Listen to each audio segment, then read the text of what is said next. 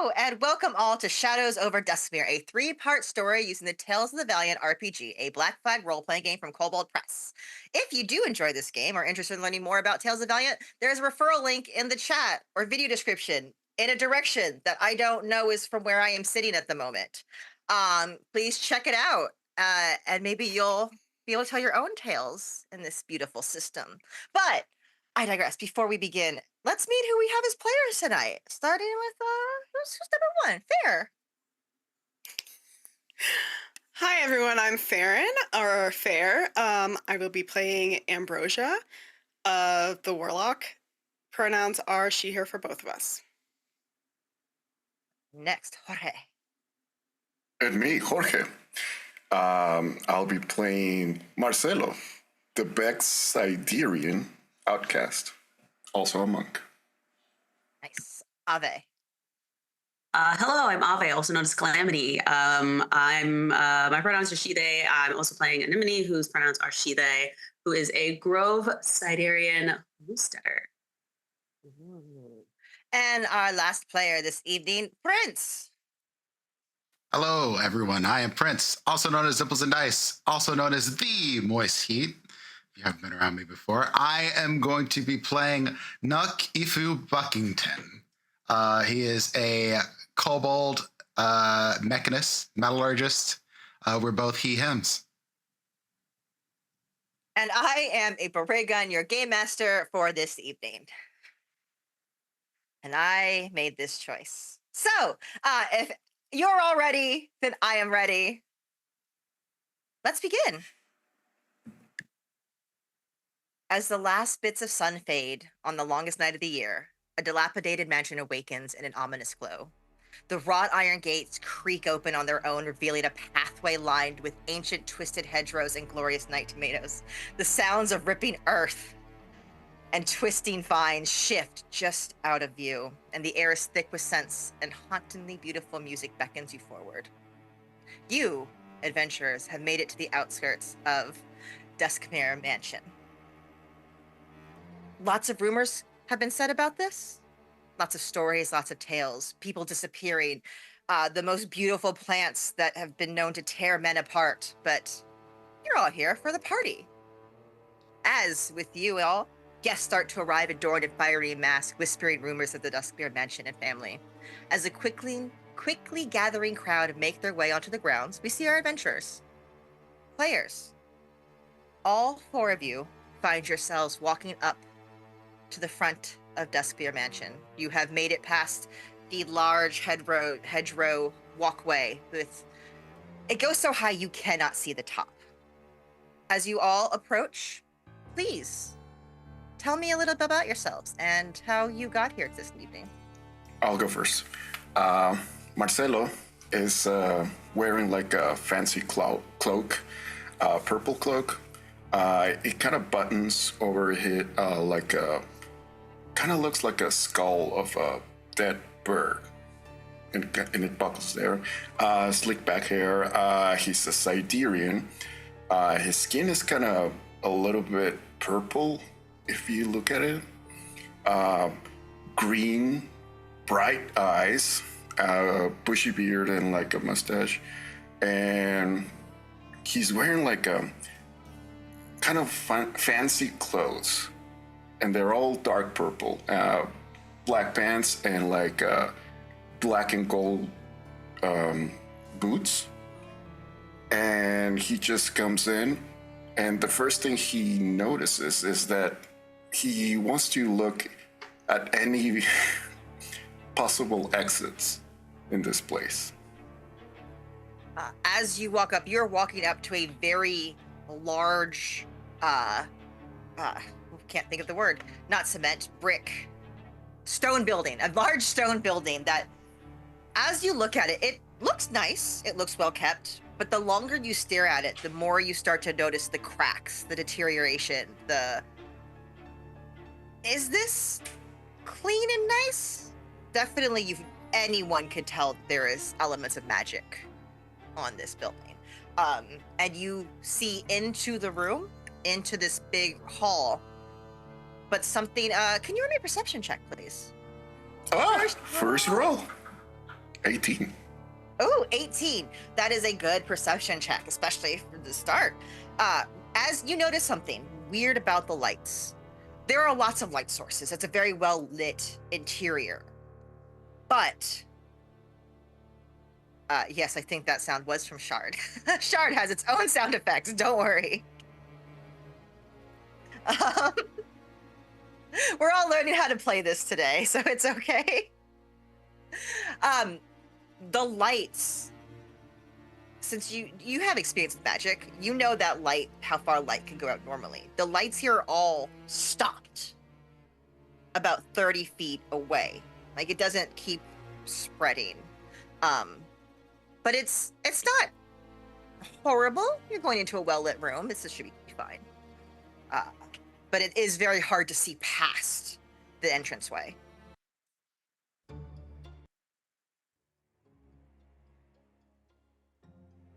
Everybody's wearing a mask, I believe, right? Yes, are you wearing a mask? What does your mask look like? He reaches inside his coat and he puts like this really black mantis mask over him. And he just starts walking into the ballroom. Who else? Who is next? Can I ask a question to our GM here? Sure. Are the other guests that we see coming into this place armed? Make a perception check, please. 22. Nice. With a 22, you see a lot of swords and daggers, a lot of it like ceremonial. It's dress up weapons, not a lot of real weapons or weaponry that you would think you'd have to be worried about. With a 22, though, I'm going to give you something else. Large parties, big lavish estates. This might be a little early to say, but you like to steal things, right? Are you you're a little thief? I like to acquire things. Stealing is not exactly the word that I would use. You know, Procure like things. exactly. Well, the establishments that usually procure have guards. You don't see a lot of security here. You see some like suits of armor, but you would expect to see guards, someone at the gate, someone at the doors. You look at the doors and there are 2 suits of armor, but there's nobody in them. They don't move as people walk past. They look like animated suits of armor. As you get closer, they don't move, they don't react. They look kind of old. The swords are weathered. Okay. Well, since I'm going here and I'm asking all these questions, Nuck is a kobold. He stands about 3 feet 7 inches. He looks kind of like a red dragon with like hints of bronze upon his person, for the parts that you can see, because the rest of him is armored out. Like, he's literally wearing a gleaming suit of futuristic armor. This guy is wearing gold and silver. His horns are covered in armor. He has a helmet that's covering his face. The mask is the helmet. He is Kobold Iron Man. I don't know how else to put it. Like, that's the way he's decked out. And he is carrying, he has a shield wrapped on his back that has like these cool little hexes that it looks like have been made from different sort of metals, different colors, blacks and reds and golds. And he's carrying a warhammer, but he's using it like a cane. And the warhammer also looks like it might have like jet propulsion things on it. It's got vents on it. For whatever that's worth. Excellent. Did you come alone, or are you traveling with a companion or friend? I brought a homie that is helpful in my procurement abilities. I brought Ambrosia along with me. Ooh, Because Ambrosia is way better at talking to people than I am. People get a little freaked out by me. Would you like to introduce yourself? Yeah, I'm Ambrosia. I'm about 5 foot, just flat. Very sort of waifish looking, like kind of like almost very delicate looking. with like a very cherubic face, big doe eyes, like looks very innocent. Pink hair, like corally pink hair. Dressed very much like a cottagecore princess.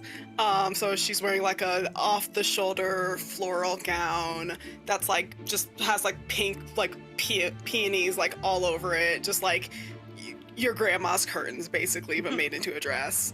But she's rocking it. The skirts are very flowy. She has a parasol. And yeah, she just like looks like very much like the way that she looks right now is like again, innocent, waifish, very curious, like very excited, like, oh my god, I'm going to a fancy party, a fancy countryside party. But maybe if you look a little closer in her eyes, you see like the little flicker of a flame. But then it goes away. I'm interested. And what are you wearing? A mask? Yes, I am wearing it is like a rose gold filigree mask, but it's all like, the filigrees like kind of look like flowers just around it and vines and whatnot, and there's some like tiny little crystals that gleam in the flickering torchlights as we enter the manor. Lovely. And our final guest this evening, Ave. Please introduce your character a little bit more, and what mask are you wearing? Yeah, so Anemone is about 5'5", has long white hair that's currently braided back, wearing a kind of flower crown that matches her dress. So a lot of greens and whites. She's wearing like a high-low sort of dress that has accents of like leaves and flowers. And she has these like kind of bright, kind of mint green eyes that are just kind of looking around in awe of everything. She's very kind of mystified by the view of this mansion. And yeah, she's just kind of very distracted, looking around at everything she can get her eyes on as she's kind of walking in. And she is wearing a mask. It looks like a butterfly. And it has, but it's like if a butterfly was made of like twigs almost. Beautiful. And you all successfully make your way inside. And there is the entrance hall for all of you. As I'm going to just do this real quick. Huddle characters. Now you're all inside the building. You should all have ability to move your tokens around. We're using Shard Tabletop and having a lot of fun with that. You have all made it inside. Inside is a grand foyer that contrasts sharply with the mansion's exterior and hints of decay. The chandeliers are crystal and gold, illuminate the space, casting dancing shadows from the wall. A grand scarlet staircase ascends into darkness, while opulently dressed guests swirl around, their faces obscured by intricate masks. More whispers happen around you and reach your ears of rumors of past guests who have vanished, ghostly apparitions that prowl through the halls. And anyone who is magically inclined feels the air hum with a different type of energy that you would expect. It's not bad, it's not good, it's just a magical essence is running through the air. And now that you're inside? I cast Detect Magic. Yes, you can. Sort of figure out what this is. Mm-hmm. Can you roll me a Constitution saving throw, please? Okay. All of us, or just No, just Nuck. Just Nuck. At 20, baby. You are able. A bright light hits you so hard. It is your shield goes up. Everything on you that triggers protection triggers. You don't use anything, but it goes off as if something like a bomb goes off in your face. Everything here is magic. Magic is soaked into the air. It is on the lights. It is on the people. The walls are covered in magic. Every type of magic is in this room. So you'll see Nuck's helmet, the eye slits where they are. When it's like this brightness, they go black. They were like glowing blue, and then they go black, and then you just hear them go. Cool. The natural 20 saved you from taking any kind of effect, but you know that you'd probably need to do that in like smaller areas, not in a big open room if you want. Within 30 feet of me, that much shit? Holy The air is hell. magic. All right. The lights in this room are magic. The clothes, people came dressed in magic. This is that kind of party. I mean, I'm dressed in magic. I get it, but also like, Yeah. all right. I drop concentration on detect magic, because I don't want to constantly be bombarded. But it is very overwhelming. you see Nuck take out a little vial and then just go cap the vial, stick it in a pocket. Okay. Don't worry about it. Are people carrying drinks, or is there like a punch bowl kind of thing, or? As you say that, you see actual magical floating trays with drinks on them and little snacks, actually going through the opening of this entranceway and like floating, towards this area. I don't know how to make a little thingy. How do I do that? Nope, I just unfogged it. No, don't look. There it is. It's fogged again. Towards what you could perceive as the ballroom. Okay. Which is past the red stairs. I'll grab like 2 drinks, one in each hand, and I offer one to Anemone. And the other one to Ambrosia. Ooh.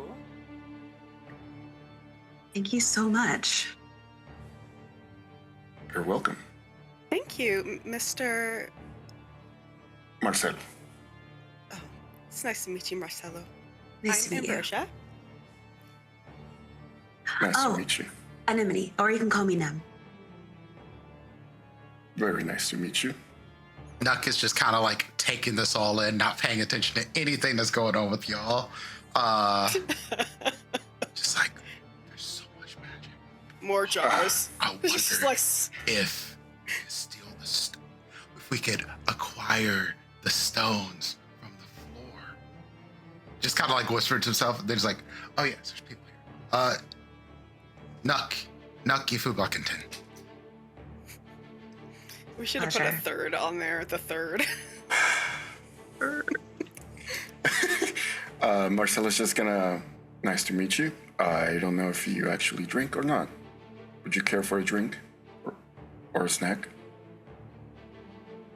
No, I don't drink while I'm on the job. We're not on a job. We're here to party. A job? Oh, yeah. Okay, is this just like a regular drink or one of those alchemical beverages? It's Everclear. Nuck would be the lightweight out with one drink. The way you doing that? What were you about to say, April? I'm sorry. You do feel like something magical is on this drink. So this is another case where he'll take a drink and then pour it into a bigger vial thing, and it's like, I'm gonna keep this for later. Thank you. You said Mark? Marcelo. Oh, Marcelo. Okay, got it. How did you know that they're magical? Oh, well, I can see magic. Oh, like in different colors, or? Yeah. It's like these things right here, I built them, and they can see magic for me. I can also see in the dark. And X-ray. I can see your bones if I wanted to. Fascinating. See, Impressive. Ambrosia kind of like disassociates because she's heard this so many times. It's like, it's very impressive the first time, but when you've heard it 30 times, you're like, she's like mouthing the speech. And it's like, I can see invisible things. I can also detect things within a certain range if I program it right. There's a few triggers, things of that nature. And this Warhammer can also make me fly if I really wanted it to, but I try not to do that too much. Marcelo looks really impressed at that. And like when you say fly, his eyes get a little bit bigger. Oh. Fascinating. Are you all... I turn to everybody. Is everybody here local, or are you new in this town? Oh. I've never been here before. This is my first time. I've never been to the country. It's very quaint. I love it. I think I might move out here. I only come to places like these when people are dying. There's usually great estate sales.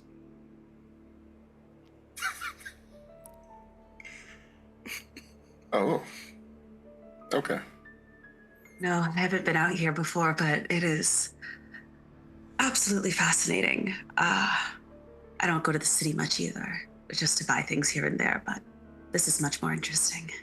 I like your mask. It's very low tech. Thank you. I wouldn't wear it, but you know, it's pretty cool. Looks right on you. Oh, I made it. Oh. I appreciate a good creator, and that has good vision. Just kind of like looks bashful for a second.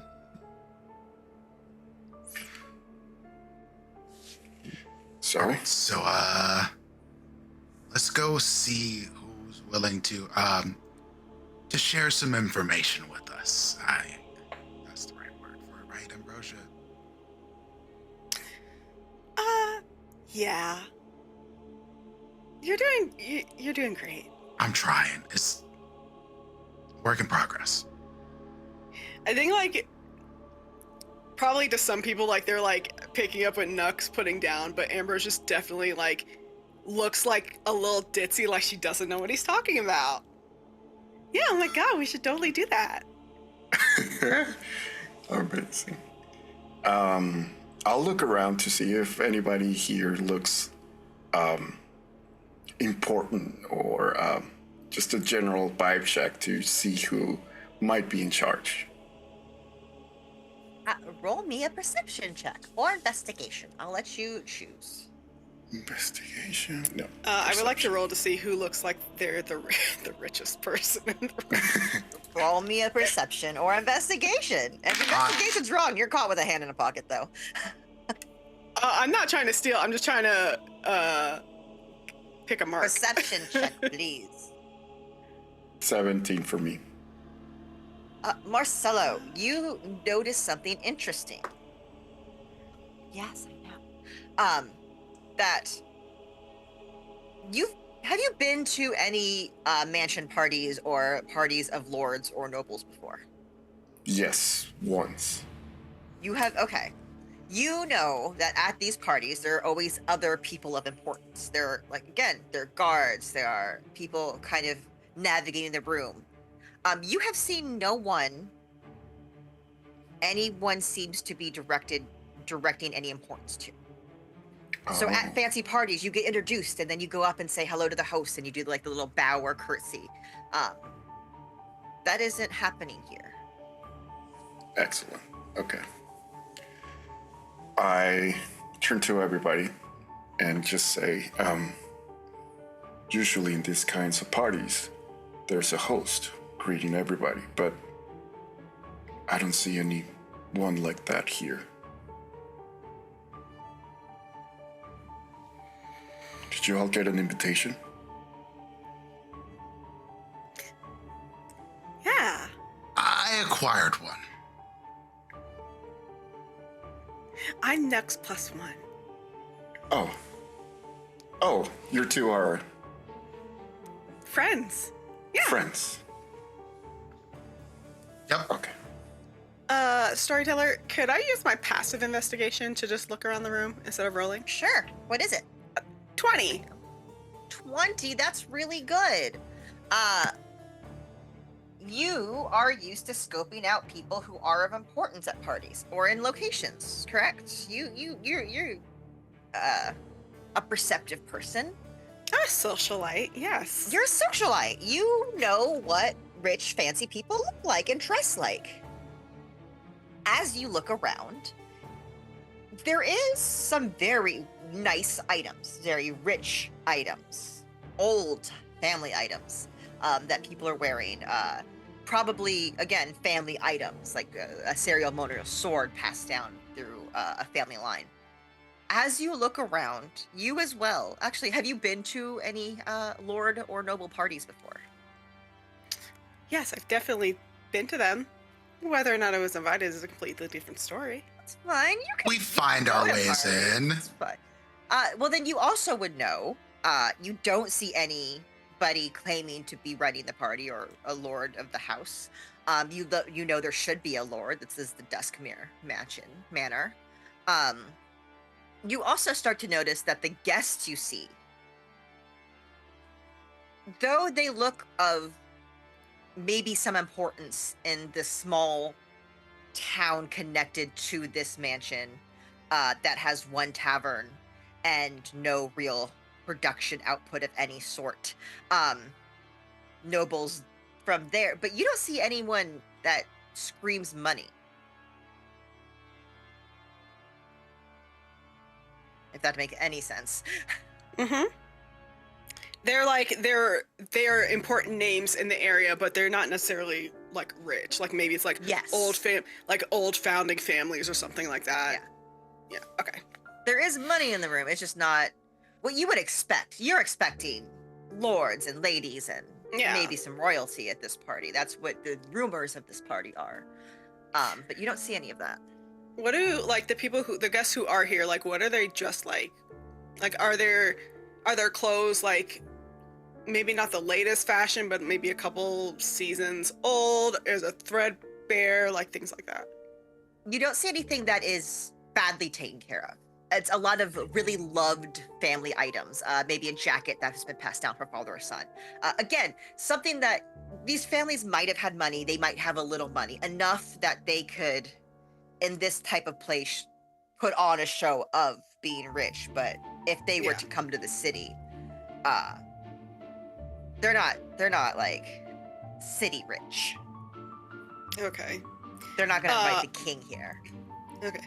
I'm gonna cast a message to Nuck and be like, I don't know if we're gonna find much here. Nuck just messages back. We don't need the people. We just need the stuff. No, but that's what I mean.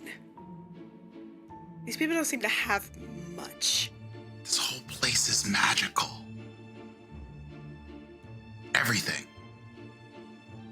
Okay. So you want the building? Nuck just looks at you, and the eye things, the glow goes away. You just see his eyes, and they go wide.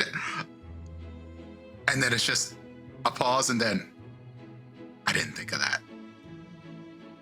And then, yes, I want the building. Okay.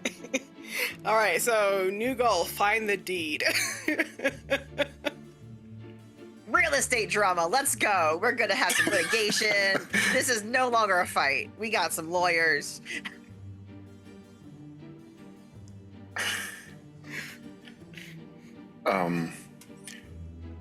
So if we don't see like a host, can I just go to the nearest person and ask them, excuse me, do you know the host? Oh, have you not? It's the Lord Duskmere, and maybe his wife, maybe appear.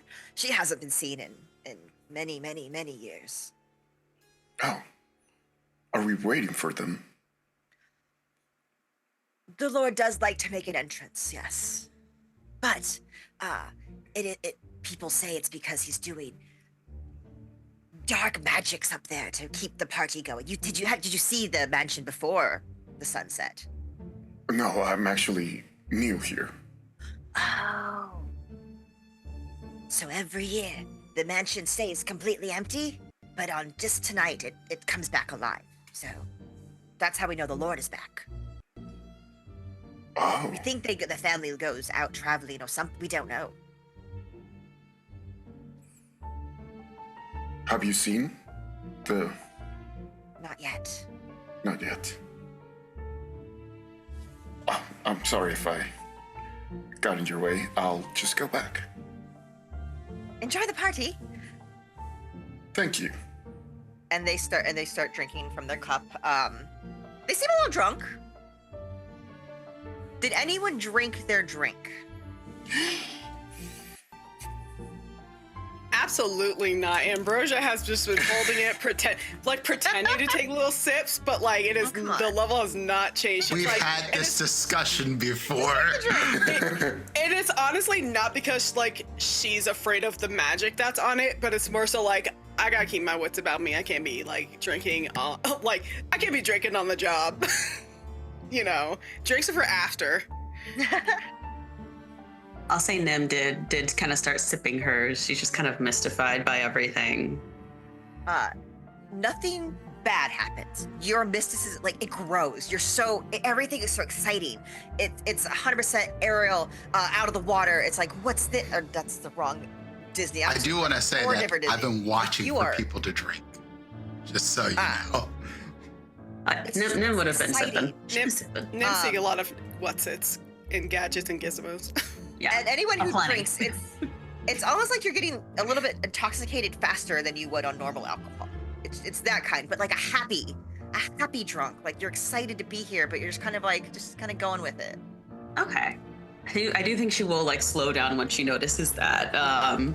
But I think she's just kind of wandering and admiring like the chandeliers and the different like structures. She doesn't really talk to anyone voluntarily, but she is just kind of wandering around and looking at things. The more you wander, the more people are very excited to see you. They clink glasses with you as you walk past. Very happy. It feels great. You're not from a town or city. You're not used to being around this many people, especially this many people who are just like so warm and friendly. Like even traveling through town, you're used to maybe stopping at taverns where everyone's just like, just everyone is so happy. Uh-huh. Uh-huh. Go for it now. I'm just gonna hold off on some things. It's fine though. Anemone's about to pop on a handstand. Just give it 2 more seconds.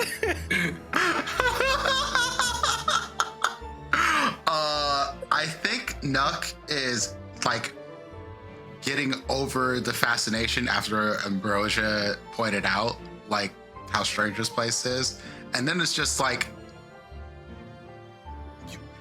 it's weird because he's like not just like touching the things that are on the walls, anything that's like hanging. He's just like extra examining things, but he's also doing it to people, which gets a little strange. Like, oh, yeah, the hem of your coat, this is magical too. Like, I'm sorry, just it's fascinating.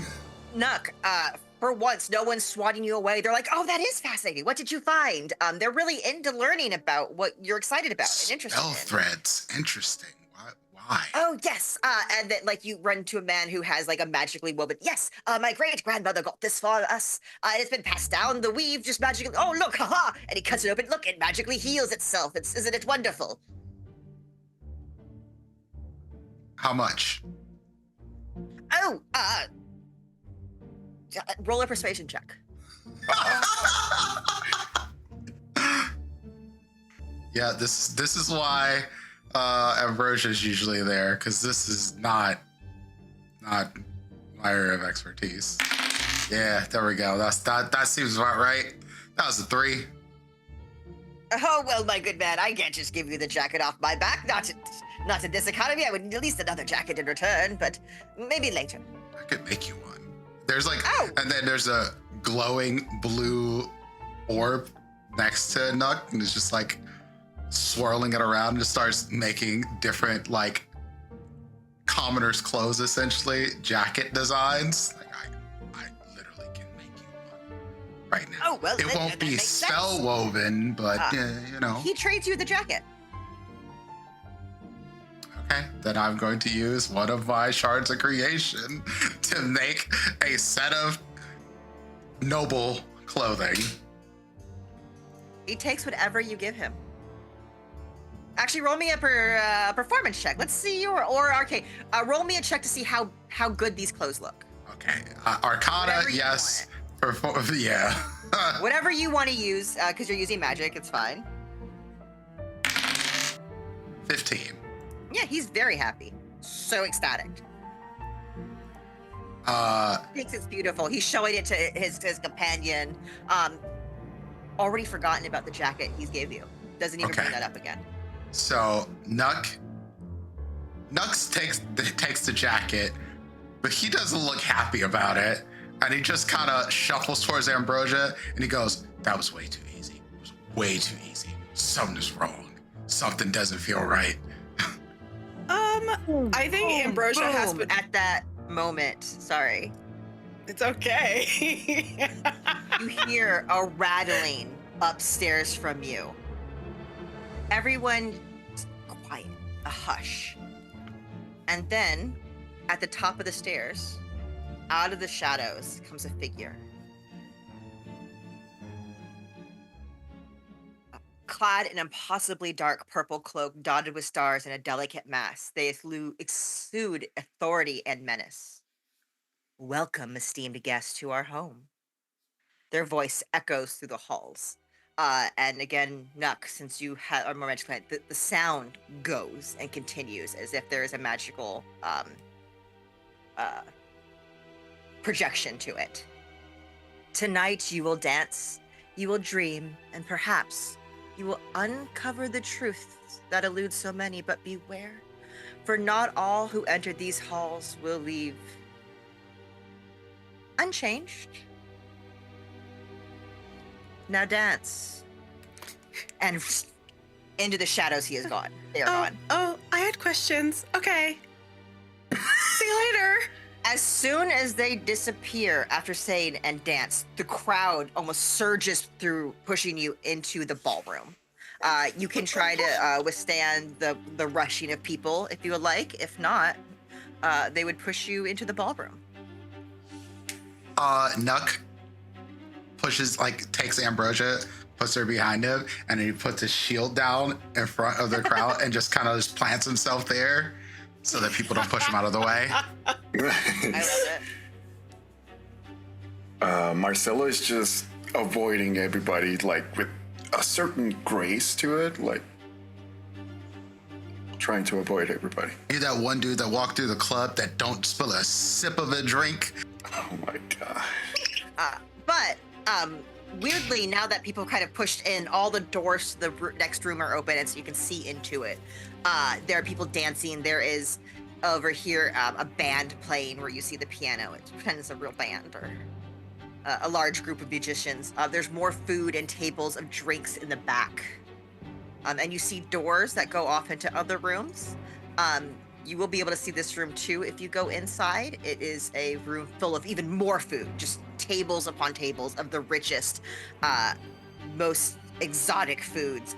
You would things from different planes of existence even. Okay, I think after the crowd sort of is mostly in, Ambrosia will make her way up the stairs, really like just languidly, like just like observing.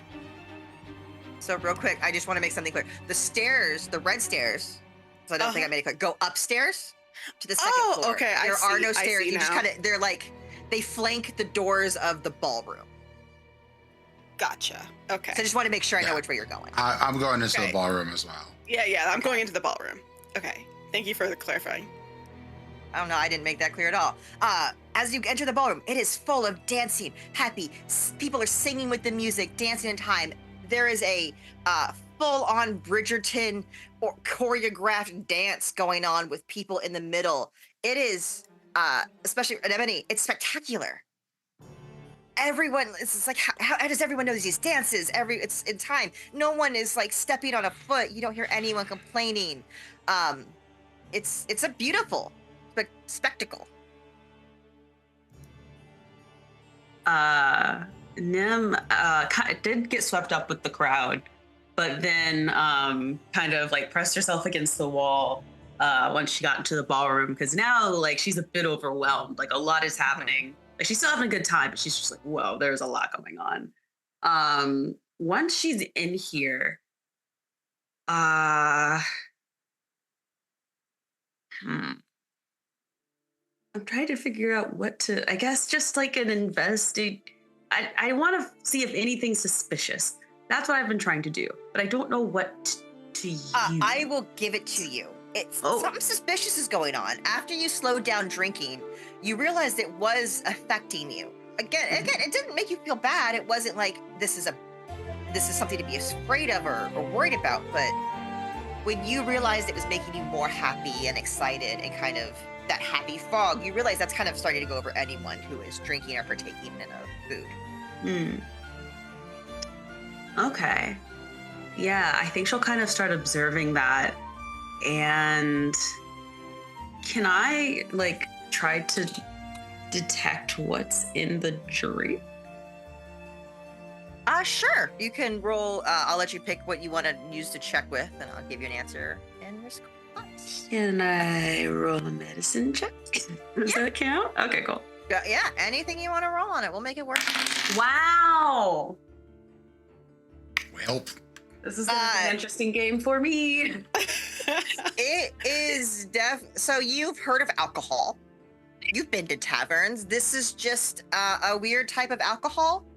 Super strong, but tastes really good. No bad aftertaste. It's just strong booze. Let's be real. Anemone definitely comes from a group that definitely makes their own wine. Mm-hmm. Oh yeah, I think she'd make her own actually. So this is yes, this is wine. It's just magic wine, definitely- magically made It's just wine. magic wine. Definitely making their own wine and also their own kombucha for sure. Oh, definitely out here making some kombucha. All in the jars fermenting. Anemone, you would though also notice by now that the other people that you've recently met, Nuck, Ambrosia, and Marcello, might be the only people who are not reacting. Because they're the only people not imbibing. I think you see Ambrosia hand her glass to Nuck as just watching everybody just be turn. It's I'm double good now, and Can I- this jar? yeah. So now I am. I feel a little bit more urgent about figuring out what the fuck is going on with this drink.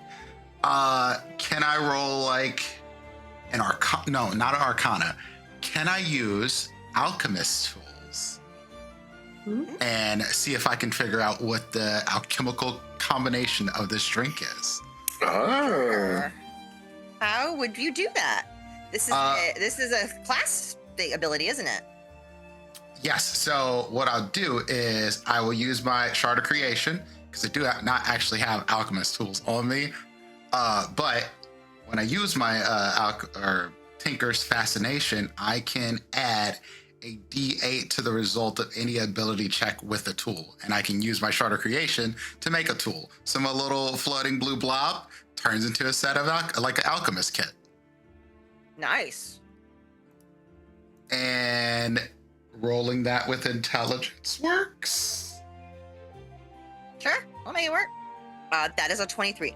With a 23, you don't necessarily know exactly what it is. It's not an actual known potion that you could place on. What you do realize is... Would another D8 potentially help me learn more?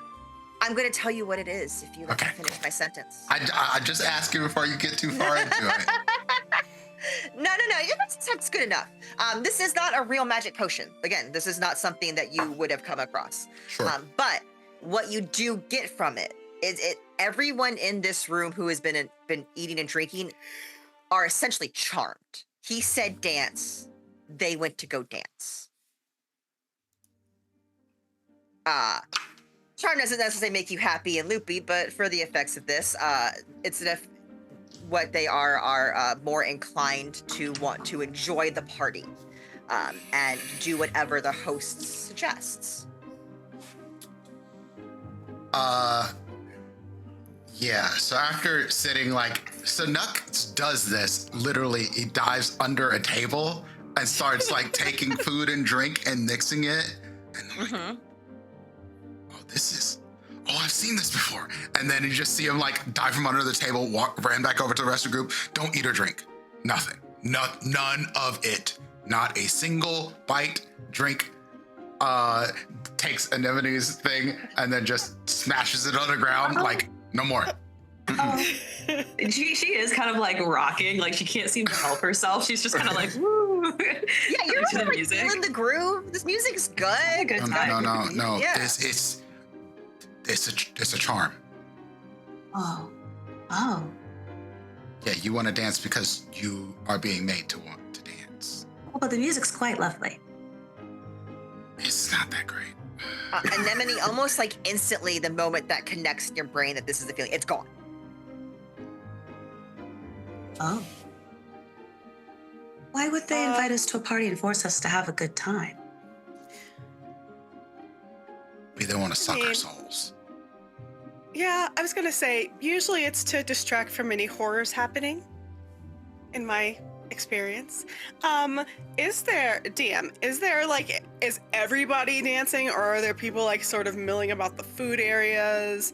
Is there anybody that seems like they came by themselves? Did anybody pay attention to me going under the table with food and drink? No one said anything about you going under tables, hopping out. You knocked a drink out of someone's hand on the floor. No one has made any motion towards you guys. Nothing is suspicious. Everyone is just very into the party. Yes, there are people not dancing. There are people like grabbing food and milling about. But even the people who are not necessarily dancing, they are like full autopilot party mode. I would like to approach one of these people who are like not dancing, sort of if they seem like they came by themselves, I want to like approach them and be like, oh my God, are these parties always so lively? You come across a young gentleman nibbling on a little cheese plate, kind of a little bit of rat-like features. Yes, this is the biggest party of the year. Everyone wants to be invited here, even with nothing bad has ever happened, but everyone wants to come here. Why did you emphasize that nothing bad's ever happened? Because it's a party. Why would anything bad happen at a party? I mean, that's a good point. Great point. We've gone to different parties. Question. I assume the man who came out, sorry, I've never been to one of these before, so I'm just trying to find my bearings.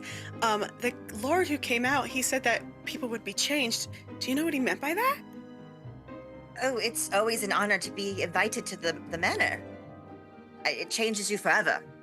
And you notice they start to kind of sway to the music a little bit as they're talking to you. I like sway too, to sort of pretend that I'm under like the same effect. I'm sure they're too charmed to even notice as I'm faking it. Not at all. Not even the slightest bit. Yeah. Okay. Will the Lord be joining us? Oh, and he looks, and you see a giant clock on the wall, and it's slowly ticking. It's almost 11 p.m. Okay. The Lord normally joins later in the evening, once he is refreshed. Refreshed what? Themselves. They have the private party upstairs that not many people get to go to. Oh, well, how do you get to that? The stairs. I mean, how You do have get not seen a invited? single person go on those stairs, by the way. Yeah. Well, I mean, how do you get invited? When the Lord invites, you know. And the longer you talk to them, the more spaced out, the more kind of gone they are. They're answering you, but if you ask them these questions in 10 seconds, they would not remember that they talked to you. They're starting to dance more and more. And kind of, they don't touch you yet, but they kind of start doing like the swoop as if they were going to start like swinging you into the dance floor with them. Okay, have fun. And as soon as you disengage, they are on the dance floor now. I am not getting caught up in that. Seems like a midsummer death dance. Ain't no way. So is it safe to say? Sorry. No, go ahead. I was just going to say that. So is it safe to assume that we should go upstairs? Oh, you were listening? Yes, I'm right next to you. Oh, I just didn't move myself on the map, honestly. Oh, okay. Well, yeah, so there seems to be a private party upstairs. Sounds like it's invite only, but I don't know. Seems like it could be fun.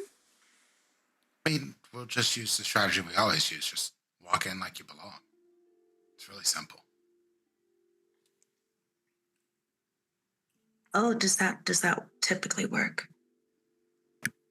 She makes it work. And if it doesn't work, I mean, there's always a key.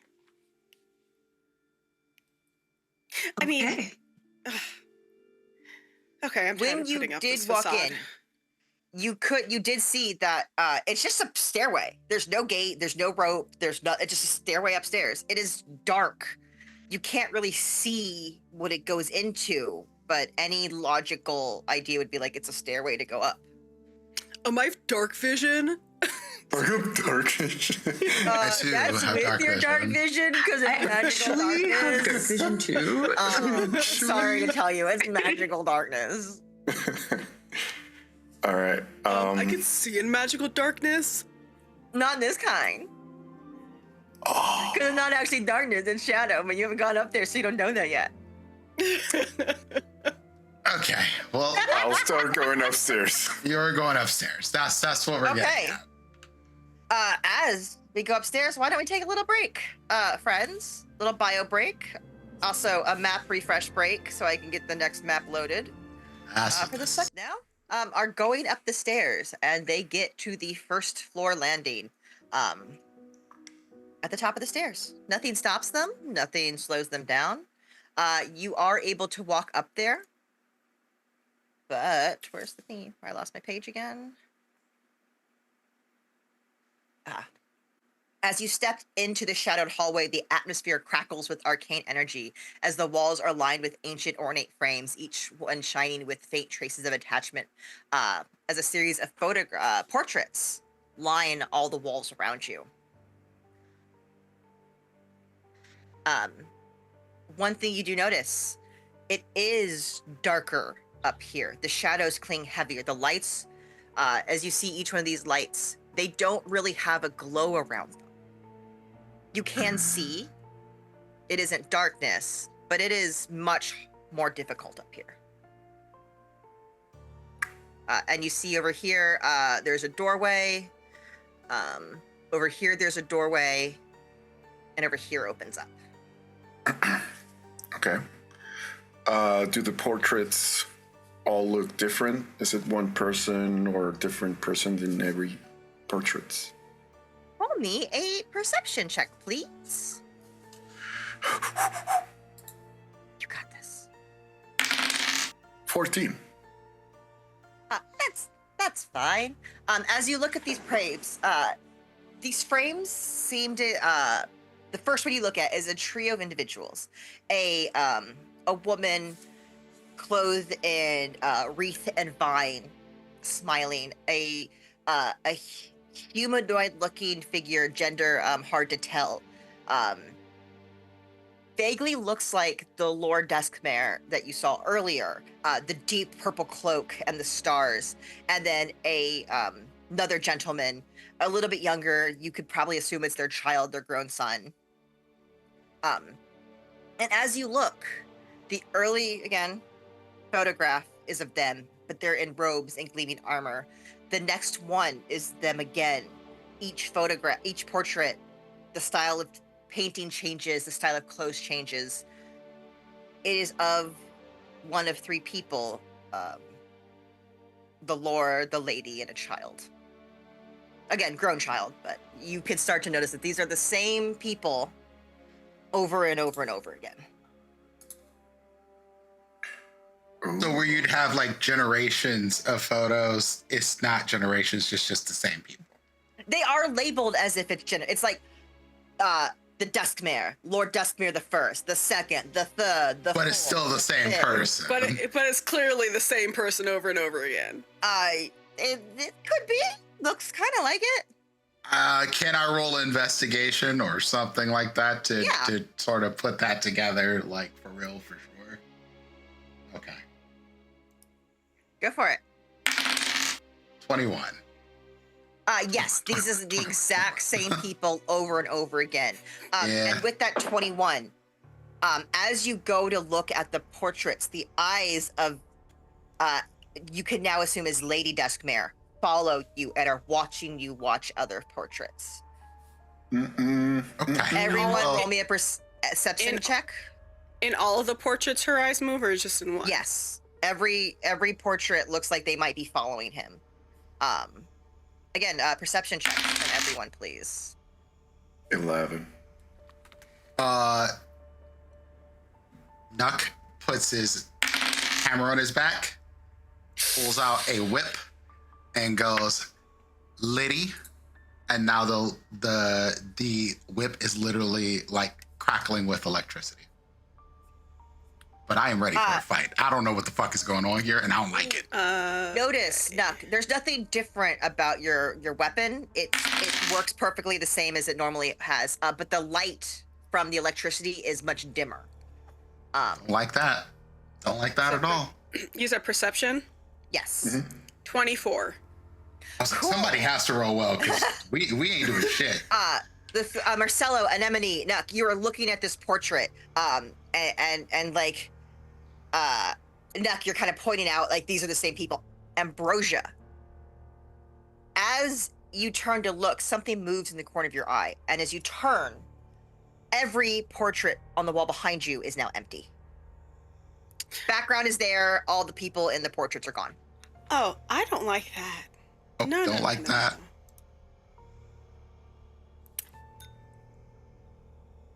I believe we're being watched then. Sorry. Ambrosia just stares, like, you can kind of see maybe like a little bit of like the cracks in that sweet innocent, like, it's like, no, like in her face, it's like just a brief moment of no shit. Yeah, there's definitely Nuck looking at Marcella like, I just literally told you that, but it's not actually saying it, it's just like. Yeah. Ambrosia doesn't say it either. It's just like again, like a flash of like flames in her eyes, like no fucking shit, and then like back to like smiley, like, oh well, I mean, we are trespassing. I'm going to try something. Ooh, what are you gonna try? I don't think it's gonna work, but we're gonna try it. I'm gonna go up to one of the portraits, and I'm going to use mending to see if it fixes it. Quick question. On the side that you were looking at, or Ambrosia, do you point out that they've moved? Oh, yeah, the ones that have moved. Yeah, no, Ambrosia definitely said out loud, oh, I don't like that. And that probably, like, I would assume that people would turn and see that the portraits are empty. Yeah. You can try mending on it. You will notice that the frame, as you get closer, the frame is damaged. The walls are covered in dust and dirt. There are cobwebs. The more you're looking at this wall, the more the older and more decrepit. There's even like mold on the water. There's water damage. And you fix the frame. The frame isn't perfect. It's clean. It's new. It's shiny. But it didn't put the people back in the picture. No. Okay. And by the way, those other paintings, they're empty now too. You turn around. I did this not expecting it to fix the picture, but you know, I had to test it just to make sure, like, I'm still all the way here. I did not imbibe something without thinking it, because I know there's magic in the air or something. Right. As you are, again, still looking at this that you mended, it's beautiful, it's pristine, the dust and dirt is gone. It slowly starts to decay again and crack and warp.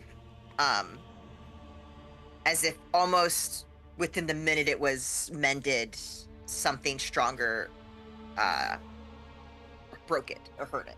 Okay. I don't think I want this place anymore, Ambrosia. I think they can keep it. Whoever they are. I don't. You just don't want a fixer-upper? No, there seems to be more than just fixing. This place needs an exorcism. And that is not my area of expertise. Well, I mean, when you have money, you can just hire somebody to do that. So you want it? No. Oh, okay. 'Cause this seems like. I mean, I mean, I wouldn't say no to it if it were offered to me, or if I came across. Sure, neither would I, but like, I'm not not. gonna go out of my way. Yeah, that. Marcelo, Anemone, so I'm here to take the magical things that they have here, but I think the magical things that they have here are wrong. But I kind of, so I'm gonna be real with you, I kind of really want to figure out why they're wrong, though. Well, let's go find out. You hear a slamming as a door opens and slams, opens and slams, opens and slams. You don't see where it's coming from, but you hear it farther into the house. Let's go find out then. And I go and walk over to the door and just put it's like a handle, or what is it? Or lock door? It's just a little push down handle. Oh, here I go. And I open About the to say door. something, Ambrosia? Do you think you can charge ghosts rent? What would they pay? How would they I don't pay? know. I mean, I could get paid in ectoplasm. You can. It sells pretty good on the black market. Is it good for skincare? If you're a zombie. Oh. I'm not. Isn't ectoplasma the actual essence of a ghost? It's like, yeah, it's like, I don't know how to put this diplomatically. It's like ghost leftovers. Got it. Okay. I'm not Yes, judging. that's the best word.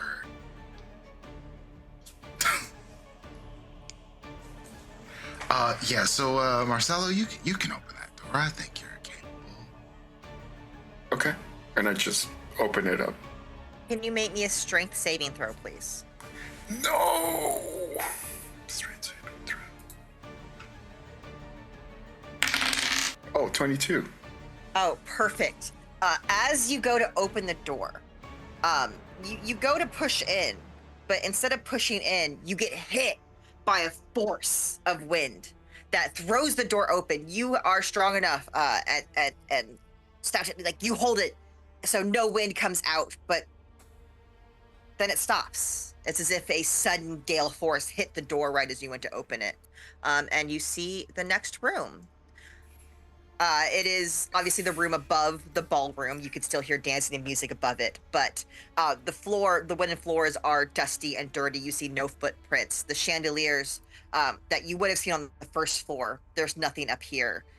There are only lights coming from this hearth and coming from underneath the doors over here.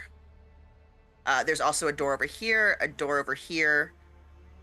two doors down here. I tried to make them a little bit more visible. Okay. And I see how, like, I imagine I can tell how old fire is. Can I try and go see, like, how recent it's been kind of lit? Or if it's even, like, is it just magic fire? I just kind of want to tell. You will notice it is magic fire. Okay. Looking at the soot on the sides, though, even, you could tell it's been burning for a long time. It might be magical, but it's been here for a bit. Are there any but you pictures do in this not room? feel- Oh, sorry. Oh, sorry. One more time? Sorry, I just said, are there any pictures in this room? I just got a thought. No. My bad. Okay.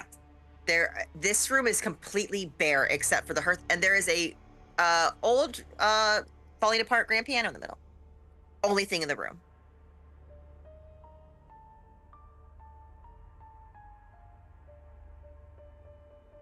I try to play the piano.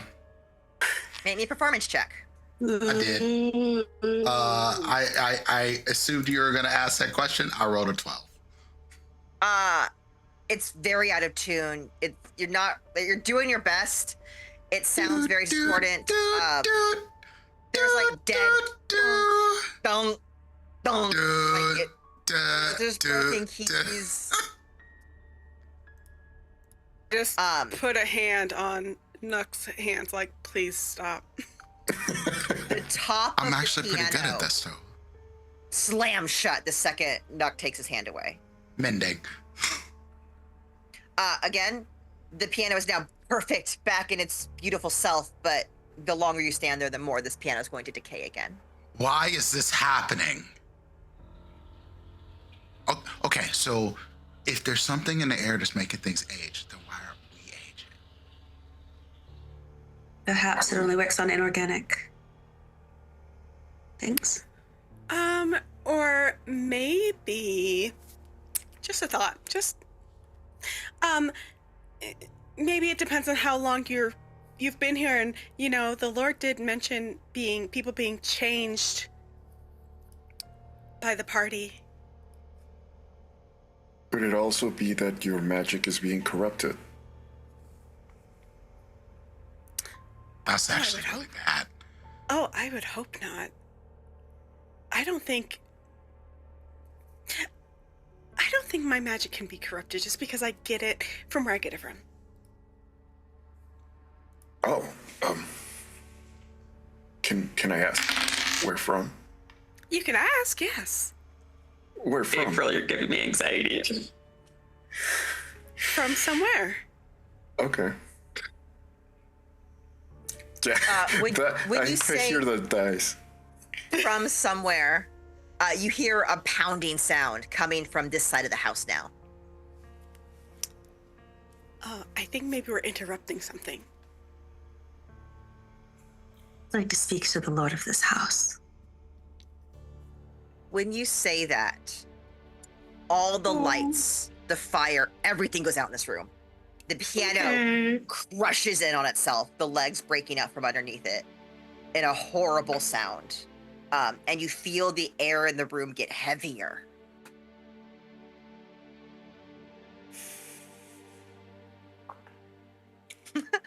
Let's go outside this room. Which way do you And want to I- go? I'm. Oh no. Who's gonna die first? No one will know. So, only so it's keeps coming rolling from this ones. side. Nuck is just going towards the danger. Nuck, you got up to a wall, and you see a window. When you were on the first floor, because you were over here, as you looked out the window, you could see, especially on this side, there was like a small garden, a bunch of like trees, some plants. As you look outside, is that a region? I don't think that's a region, but I'll do this. This is all you see. Just nothing. Blankish Nothing. space. Just empty darkness. And you could kind of start making out, did I get that guy? Like these lights over here, Uh-huh. but it's almost as if they were from like a mile away, not just across a window.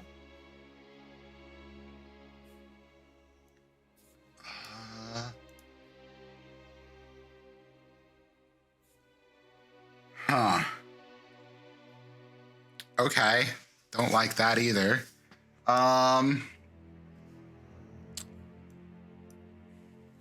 So Nuck comes back to the rest of the group and he goes, I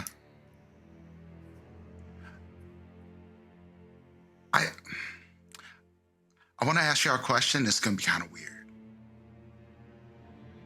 Like, I want y'all to look out that window and see if distances have changed. Because, like, I'm pretty good at measuring things. I'm pretty smart. It's actually one of my skills. I went to school for it. I learned a whole lot about how to build. Oh, yeah, I'm digressing. Are those lights a mile away or longer? Can y'all go look? Sure. Yeah. And I look outside the window. Anyone who goes and looks, you will also notice that lights look too far away. And you can't tell, is it far away? Is it just that there's no light? And the longer you look, the more you feel this oppressive emptiness not only surround you, but you feel this shadow, this this void, this nothing pressing in. As I'm uncovering a little bit more, you can't see, it doesn't really help you, but it's starting to help you realize how big this house is, I think. As you can see some darkness appear. I will say, when all the lights went out, I cast dancing lights just to give like some light in the room, just so y'all know that there is some light in the room. It's actually the form of lanterns that look like they have fireflies and 3 little lanterns. They typically have dim light within a 10-foot radius. Currently, it's only about 5. You can still What's that, see 5? past it, the light that it's producing. It's not. Oh, I just meant for the room. Yeah, no, the lights that you made, they normally have a 10-foot range of light that they give off. They have only 5-foot range. Interesting. Right now. Oh, okay. That's how much shadow. And as you cast it, again, the air gets heavier. It pushes in. It's almost as if now that you're watching your lights, that the shadows are trying to push into the light. But your little light, it's doing its damnedest. It's pushing it back. I have I guess a mechanical question. Okay. The shadows, they're not magical darkness.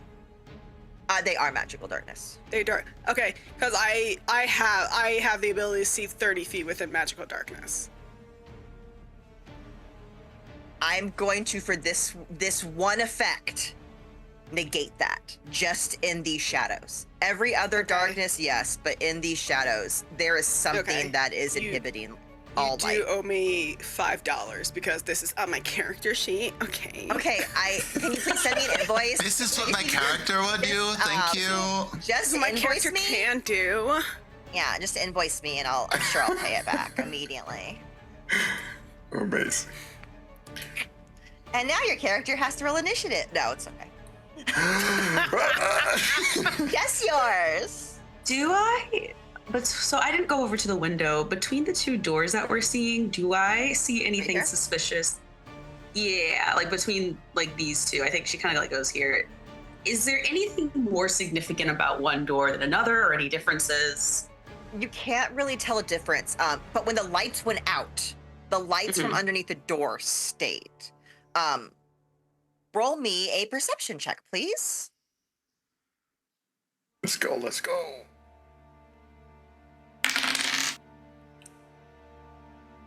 Thank goodness, that's better. So that's a 14.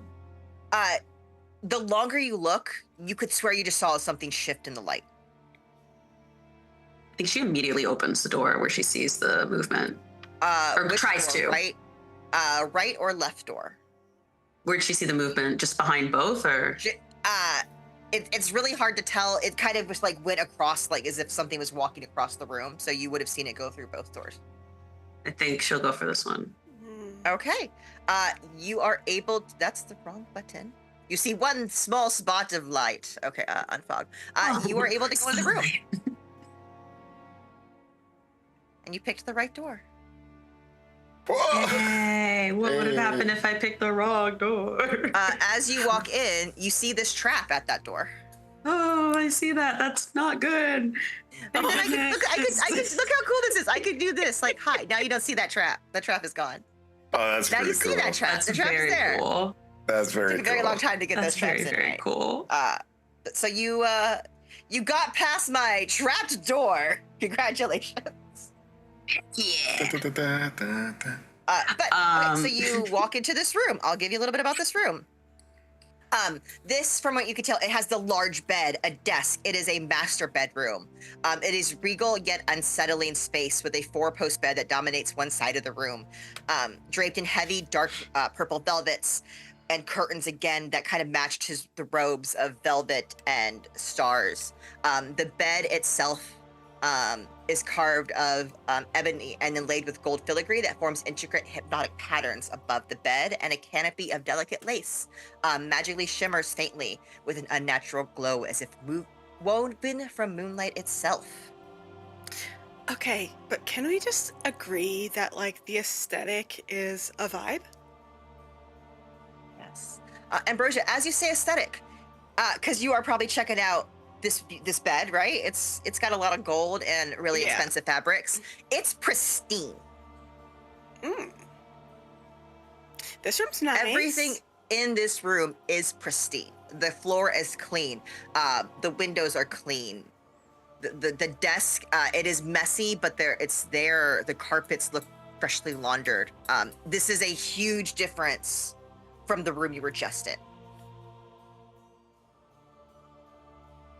And It then is right very here, pretty. these guys are windows and little balconies that you can stand to look outside. And there's a like door no right here. decay. In this room, no. This is looks like this room is very well taken care of. It looks very used. Are there pictures in this room? No.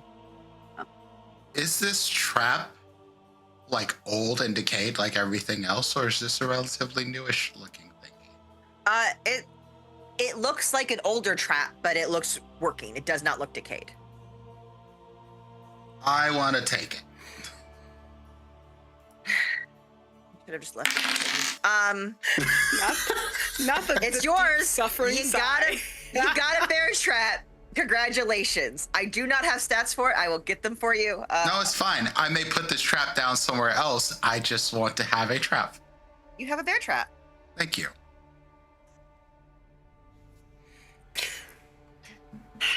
Well, you know, I think I rolled a nat 20 on my trapper's tools. Like, You did. just so y'all know.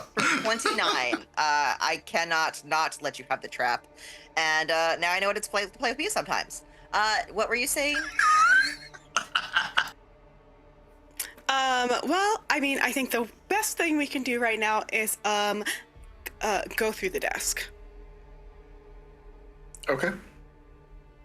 And I go over to the desk and see if there are any papers or any letters from opened letters. Ambrosia was going to do it, but then sees Marcelo going over and is like, "Oh, I like when other people do it for me."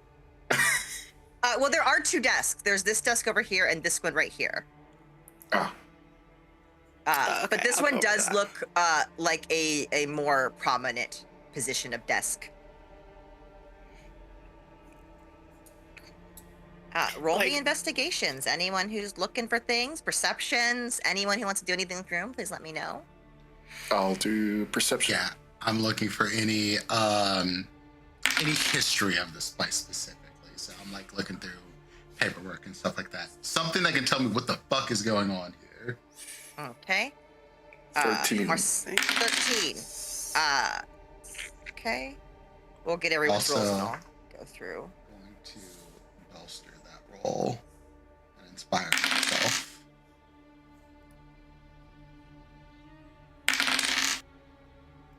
So 19 for me. Oh. I only got a 13 for perception. If you hit that little plus sign next to your roll, you might be able to just add your shard that way without it having to roll a second one. Oh. Because I Oh. just click. That's so nifty. Mhm. Yeah. And you can also use it to use luck or add anything you're. That's sorry. I just found that out because I wanted to know what that. Good job, Chard. Good job, Shard. We're liking this. I'm liking this so far. We'll still start with it. Anemone. What are you checking out right now? Just trying to find any. So she's at the desk where Marcelo is, and is trying to just look for something of importance, maybe something more recently touched than other things. Okay. For that, the desk for the two at the desk, Anemone and Marcelo, you find a lot of papers. There's invoices for things about the party. There's schematics of the floor plan, so you kind of have like a map idea of what the building looks like. There's scrolled over invitations that look like they were handwritten but then crossed out and then re-signed. It's all the same handwriting. It's all you could tell this is all something like Lord Duskmere would have been using at this desk. There are promissory notes for money. You find about 100 golds worth of like promissory notes that you guys can share or keep. And Anemone, something specifically that you notice, there isn't like really like you can't tell what's been touched more recently than others. It looks kind of like a bit of a mess. But because of your connection with nature, can you please roll me a nature check?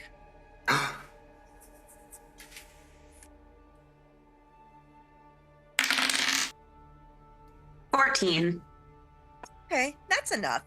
As you get closer to this side of the room, you start smelling earth and trees and ground. You know the smell of, I guess, like the countryside before the rain. Over here, you said? Yes, you start to kind of smell that from outside, and you hear the trees and that sound of groaning and moving and shuffling again.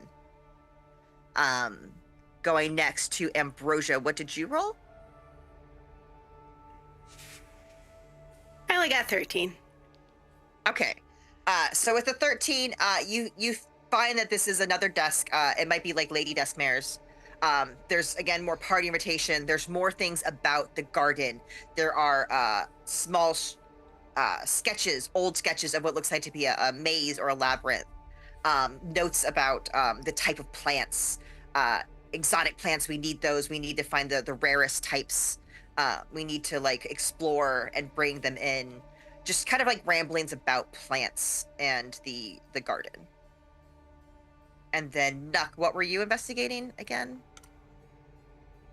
I'm looking for documentation on the history of this place if I can find anything.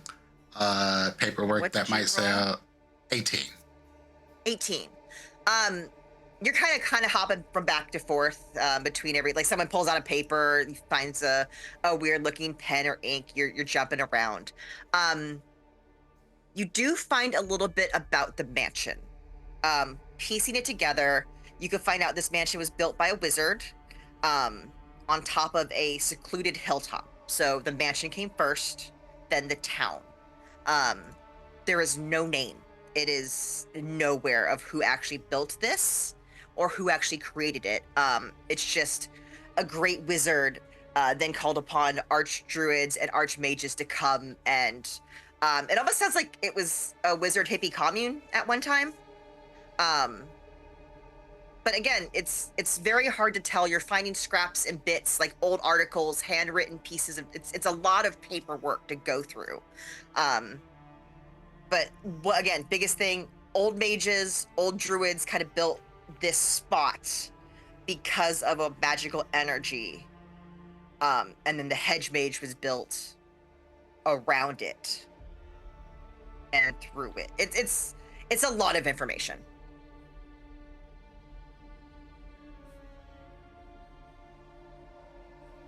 I'm gonna take one of the invoices, and I'm just gonna ask Anemone, does this look legitimate to you? It's just numbers confuse me. So, I'm sorry, what is this again that I'm looking at? I started taking notes. Well, I took one of the invoices of the party, one of those. Does it look It's legitimate like, to me? I don't know how if I'd be able to tell. Yeah, I'm not from here. It says 100 bottles of ale. Are there names on it? Yeah, there's names. Duskmere Ale, which is weird again because like there's only been like one tavern, didn't really have a name. It was just like kind of the side of the road thing. And you see like a farm address that as you're walking up here, it sounds like it might still be this property or at least really close to it. It isn't fake, but it does feel like set dressing more than anything. Like, was this left here by someone to make it seem more legitimate? I mean, I suppose it seems like some sort of document that would make sense for some sort of occasion like this. I just don't understand why it's all strewn about here. Yes, that was, well, what I was wondering too. Do you, it like is like really distracted by the fact that she's like smelling earth and stuff all of a sudden, that's just really intriguing to her. Can she look out the window really quick? Yes, you can. You want to move on to other people, you can, but I just want to look out the window real quick. Anyone else want to do anything before I describe outside the window? Yes. Is this an easel over here? Yeah, it's an easel. That is 100% an easel that I knew was there. There is nothing on it. It is a blank easel. Okay, never mind then. No, we're gonna go with it. There are no paints around it either. It's just a blank easel. And it just, it's the best way to explain this. The longer you stare at it, the more it feels like you're staring at, like, TV snow. Like, there's no picture there, but the longer you look at it, it's like it starts to fuzz and glitch out as you look at it. It's starting to kind of hurt your head a little bit, hurt your eyes. I hate bad art. My only takeaway. Did you find then, something? Anemone, as you look out the window,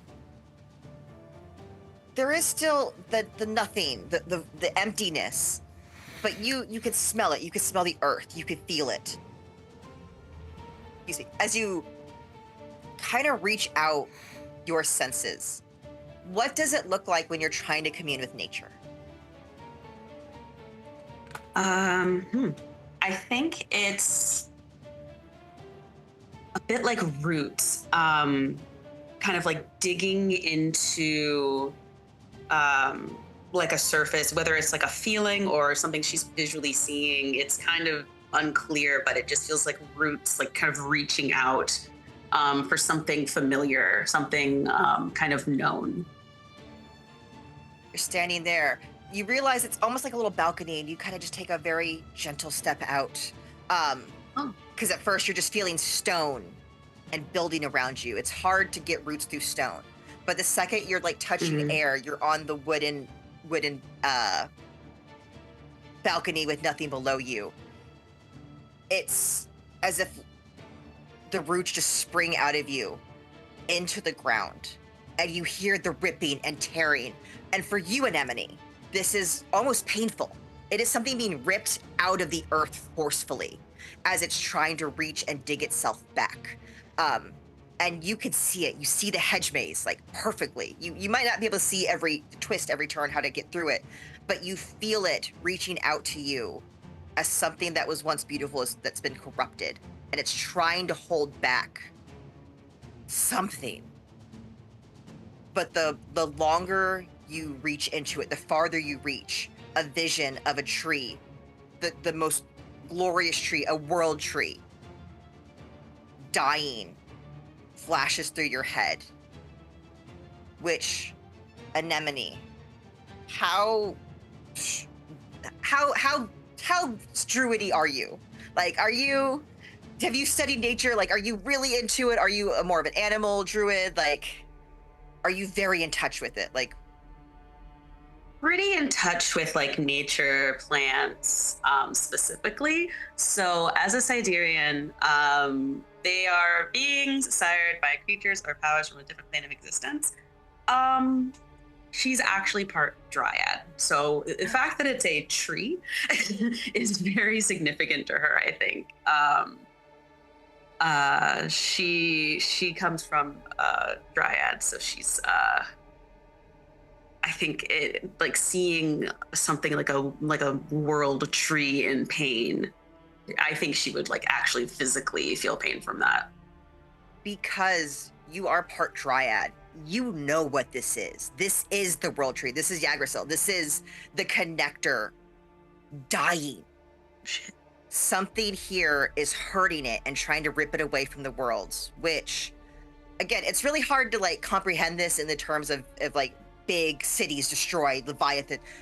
You know, when nature dies, how do things go on? Mm-hmm.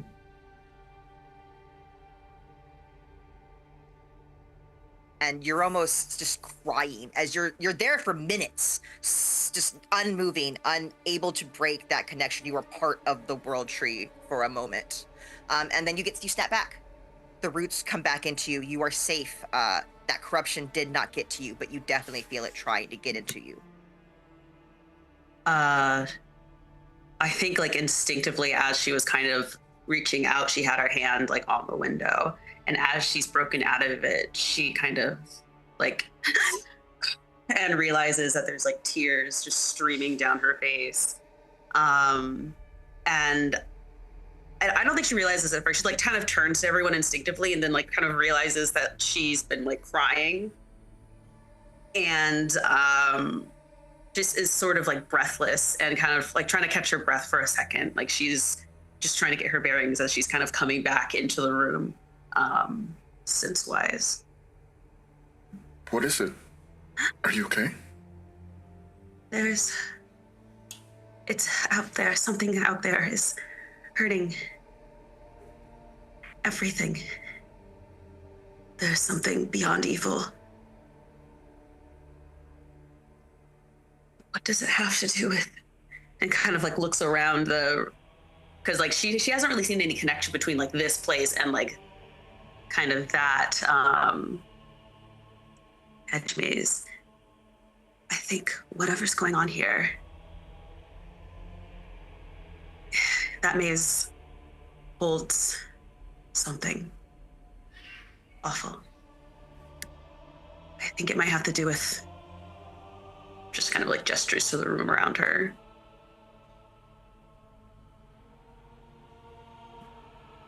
Be magical hedge maze. Okay, enough of this nonsense. And like for the first time, like Ambrosia drops the fucking act. Is like, he's killing the tree. Something is, yes.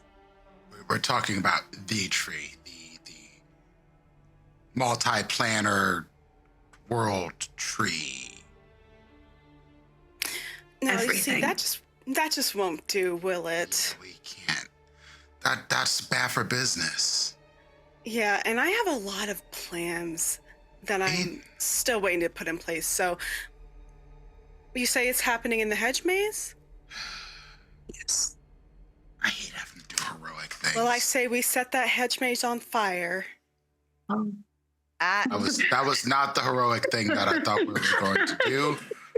Are you sure about that? Heroism takes many forms. Okay. When you say tree, what does that mean?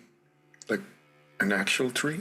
So there's like a tree with there's multiple planes that it can reach to, and they call it the world tree. And then Nuck just goes into a long explanation of the world tree to Marcelo. And Emily's impressed. You once again see Ambrosia disassociate because she's heard this before. There is Nuck. Do you actually know a lot about the world tree? I would say so. Between Arcana and my history sort of things, like roll me a check, please, because there's something very important. I want to know if you will know this. that's a 22. Ooh. You might not realize it, but as you're describing this, you say the word labyrinth. And Marcelo, that word kicks something off for you. As you, if you would go out and look, anyone who now looks, the emptiness is gone. You can see the maze from this window. I would also like to add that now that you are outside, there are no sounds from the party. There are no sounds from anywhere. It is silent, like a grave. And as you all stand there, suddenly very aware of the silence, the glass anemone that you had touched shatters as all the windows along the side of this room shatter inward. the doors all slam open and then close and then out the other way. Doors, fantasy doors don't go multiple directions. These are all going all the directions. Where is it? Blood appears all over this room. I only have one blood spot, so it's on the bed, because that's what you see. But pretend like there's multiple of them.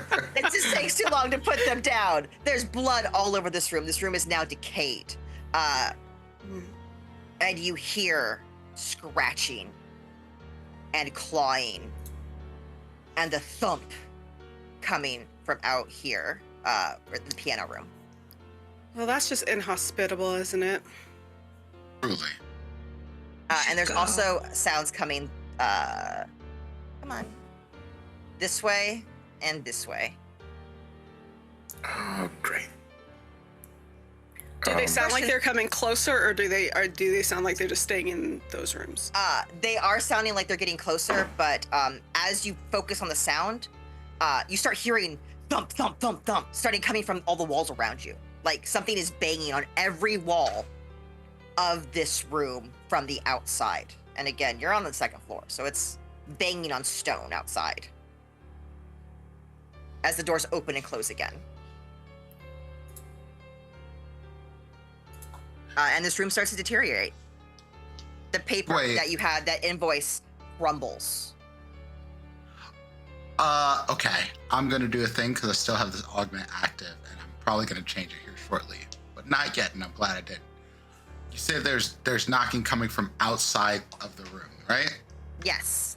I want to use my X-ray vision to see if I can see what is outside, because detecting allows me to use. So I put my helmet back over my face, the eyes glow again, like a greenish color, and then I can use extra light vision. And what does that tell you? It says you gain the ability to see through solid material within 30 feet of you, to use all items that within a radius appear transparent and don't prevent light from passing through them. The vision can penetrate 1 foot of stone, an inch of common metal, or 3 foot of wood and dirt. So I can see whatever's outside, essentially. Where is that? And I also have dark vision, if that helps in any way. We get it. Just saying. We get it. Everyone has dark vision in my world of darkness. Okay. Let us fucking use it. God. No.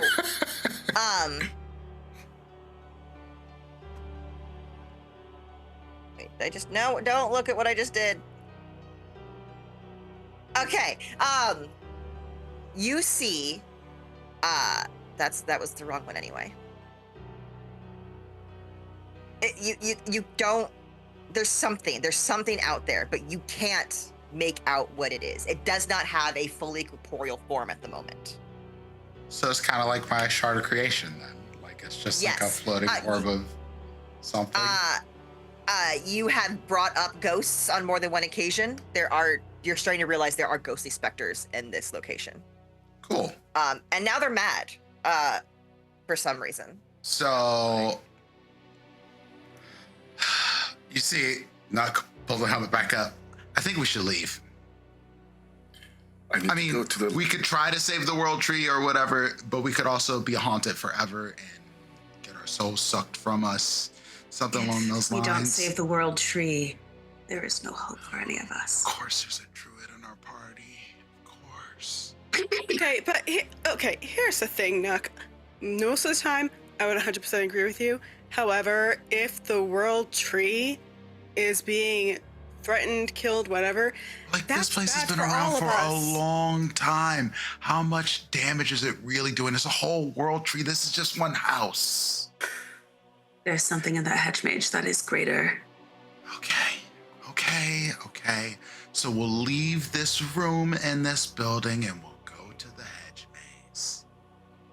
There better be something cool and magical in there. Outside sorry. Ambrosia, I'm betting that you can't set it on fire. Watch, because I feel like if you're gonna have a hedge maze that is protecting something of great evil, if we set it on fire, we're all gonna die. So let's be careful about having forest fires. I'm just saying, Nuck, it's something to consider. Okay, I won't set the hedge maze on fire, but I'm going to set something on fire. Okay? Okay. Yeah. Okay. Absolutely. Thank Set you. a ghost on fire. Oh. I've never done that before. I'm already haunted, so Oh. I want to go. Well, hold on. Yeah, you can't just drop one of those Stop and then that. just keep moving. You said you're a haunted. What exactly do you mean by haunted? Yeah. I can connect to the other world and Okay. hear voices. There are multiple. Okay, so Oh. you're hearing voices. Yes. Do you got like a sidekick riding with you, like a little spectral homie? You know, we all hear voices. It's just called an internal monologue. I call it God sometimes, but sometimes I call it me because like I am the same. Sweet. Like it can be both. My patron would disagree. Oh. Your patron is a little bit conceited. Oh, pot kettle. Touche. Perhaps. So outside the window is a balcony.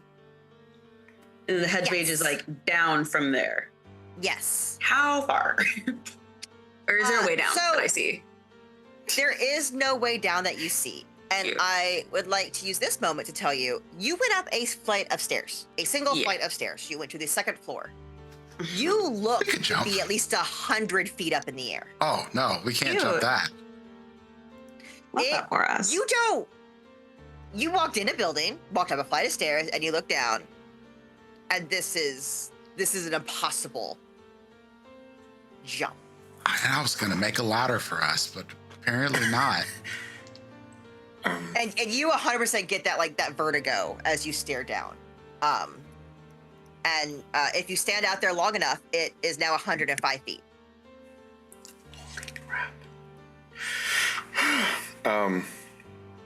Marcelo looks into the ground to see if he's doing mental calculations to see if I can jump or whatever, and just looks at, and now it's 105 feet, and he just says, that doesn't make sense. But then again, I talked to my dead wife.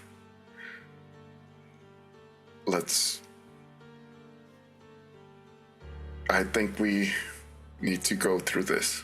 You know, I feel like you have a lot going on. I mean, I think we all have a lot going on, but I think you have a lot going on. And we should unpack this later because, I mean, I'm not told saying you. we're going to continue to travel together, but like, you know, if we're going to continue to be friends, I feel like there's some things that just need to be put on the table. Well, I told you I was hunted. Yeah, I appreciate your level think- of honesty. Why did I you feel pack like- away your wife? I'm sorry? What? You said you need to unpack her?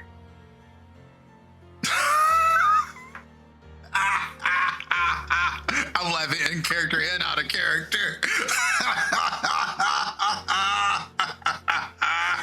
Okay. Unfortunately, I don't know if we have the time right now to get into it. He did not pack his wife away. His wife, it's a figure of speech to unpack something. Is take it out, to examine it. Oh, one of those. Okay. Which we're gonna have to unpack that later. Okay. Yeah, that's. There's gonna Yes. be y'all have a lot of baggage, and it's all gonna need to be unpacked. I think. Figure of speech. Okay. Yeah. Good. Yeah. Mm-hmm. You should have never took me around the people who told me about innuendo, because that has changed my life. I feel like I did the right thing by you. I mean, Well, let's also, fight some I mean, ghosts then. took you to the people. It was an orgy. I mean, come on. Okay, but yeah. You know what? Never mind. Question for you. Who? People in this room. Oh. After the doors opened and closed aggressively, did you reclose or check all the doors?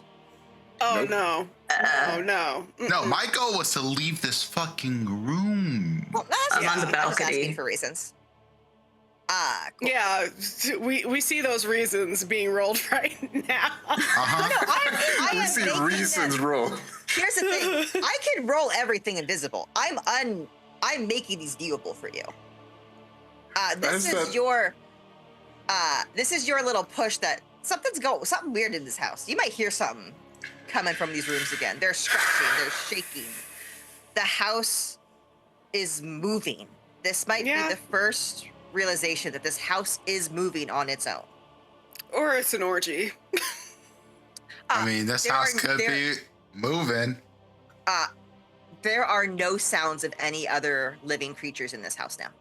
But it's squeaking and banging. What it Not is. that So, kind. what's up? Can a Not that player kind. just keep in touch?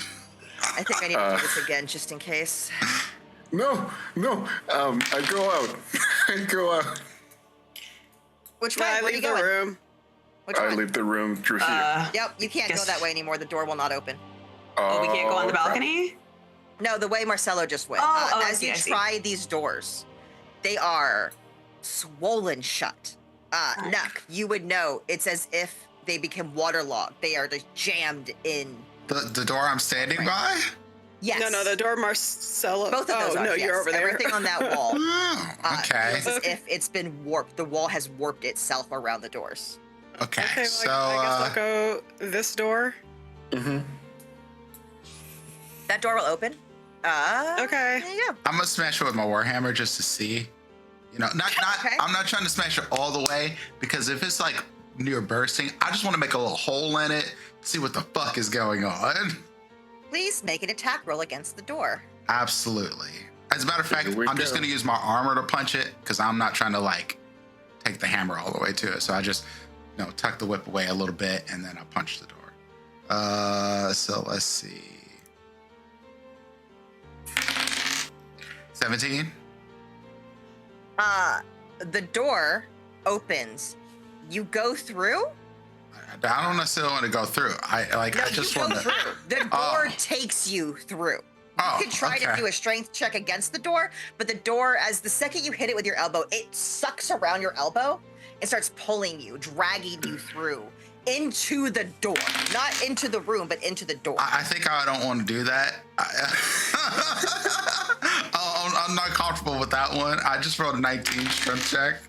Okay, I rolled a 7 against the door. The door shatters, and you're just laying on the ground now. What the shit?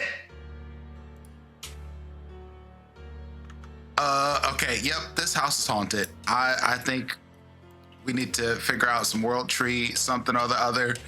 But that door just tried to eat me. And that's a first for me. I've seen some things. Like I've made some things that would try to eat people, but a door, that seems like mimic-ish, and I don't Hey, like. Nuck. Hey, Nuck. What? Stick with the group. Like, how do you learn stuff if other people don't want to learn stuff at the same pace as you? Listen, I understand you want to learn things. In a situation like this, wanting to learn things is going to get you killed. So stick with the group. Curiosity killed the kobold. Parents used to tell me that. I know. Yeah, and normally satisfaction would bring it back, but I don't think that's the case here. No, I don't think so either. Nuck, as you kind of have your head down, you're pouting. The spot on your arm, Definitely pouting. it's cold. Like, it's residually cold. Nothing is wrong with your armor. It's not going to have any effect. But it does feel like if you had failed this, if it had sucked you into wherever it was going to take you, your armor might not have survived. It might have started to damage it. Oh, that would have been fine. My armor cannot be magically removed. Oh, I didn't say removed. I just said Yeah, it was I starting to understand. get damaged. Mending to make it shiny again. Sure. Because I don't like it when it's not shiny. You get a feeling of compression in that arm because you know things. You know scuba diving? If you're not properly pressurized, what happens when you go too deep? Oh, That was the feeling that you felt. Oh, I hate that. So it would not need to take your armor off. It just crush you with inside of it. Just crush me. Okay, cool. I love that. Cool. Nope, that's wonderful, fantastic. We should. And you only know this because of what you are. We should definitely leave. Like, Let's go. Let's go out. Do this door or any other door, There is whatever a single doors. door right there. Yeah. Mm-hmm. Yep. Oh, and there's Yep. a door right here too. I'm sorry. There's 2 doors. Oh. I lied. I go to this room. All right, Marcelo. Okay. Roll I me a stand- dexterity check, please. God Stand in this the door? middle of the damn it. room. Dexterity save.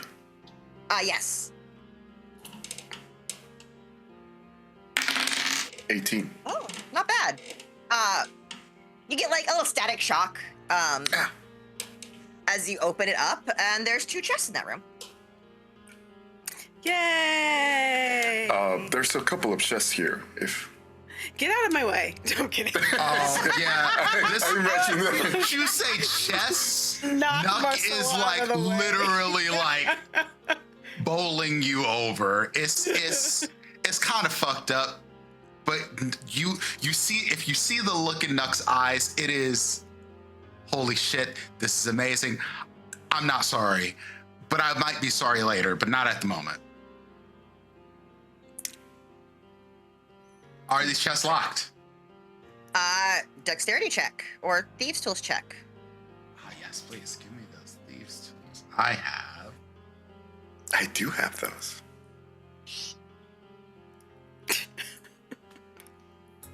I should have a cat like in the corner just gently crying. 19. Right? 19, it is locked. But you can try to pick the lock. Okay. And you do not think you will have to worry about traps. Is Ambrosia's key only for doors? Oh, fuck me. Let me read it. Oh no. What did you roll, Marcelo? Marcelo, can I help. try? Help Okay. me. I will. And I just go next to it and I try to thieves tool. Can I do that, April? Yeah. Okay. It's Guidance. No, we don't have guidance. So the key that I have, it's only for doors. It like can create doors, but also unlock doors Oh. if they're non-magical. I got an 18 on the first chest. Okay. And on the second one? And on the second one, 19. Oh, not bad. It takes you a second, as you are opening the chest, you and Nuck, everyone else, the doors that you just went through just slam shut and starts to like expand in the door frame, as did the other doors. But in the chest, you find, come on, how do I do? You've ever played Persona 5 and you've seen Morgana look over your shoulder when there's a chest being open and you're Joker? That is what's happening right now. Nuck is climbing up Marcelo, looking over his shoulder like a fucking gremlin, like, what's in the chest? You found a breastplate of warding, which is a +1 breastplate, and 1,000 gold. Since I see the breastplate and it's kind of armory, I'll just... Oh, no, this might look something for you. And I'll take the gold, and I imagine it's a bag or something. And it's Well, so it's just bags and loose gold that's in this chest that you in between the two kind of you could put it in a bag to equal 1,000. Okay, I'll put it all in a bag and I'll just hand it to Ambrosia. Nuck's like, I can make this better, but it's a fine breastplate. It's fine. It's fine. I mean, if you don't want it, Do you want it? I actually can wear breastplate. I can wear medium armor. You can? Yeah. I literally Thinking about warlocks, I was like, oh, okay. lose armor because of my spec, so I'm not Oh, changing. okay.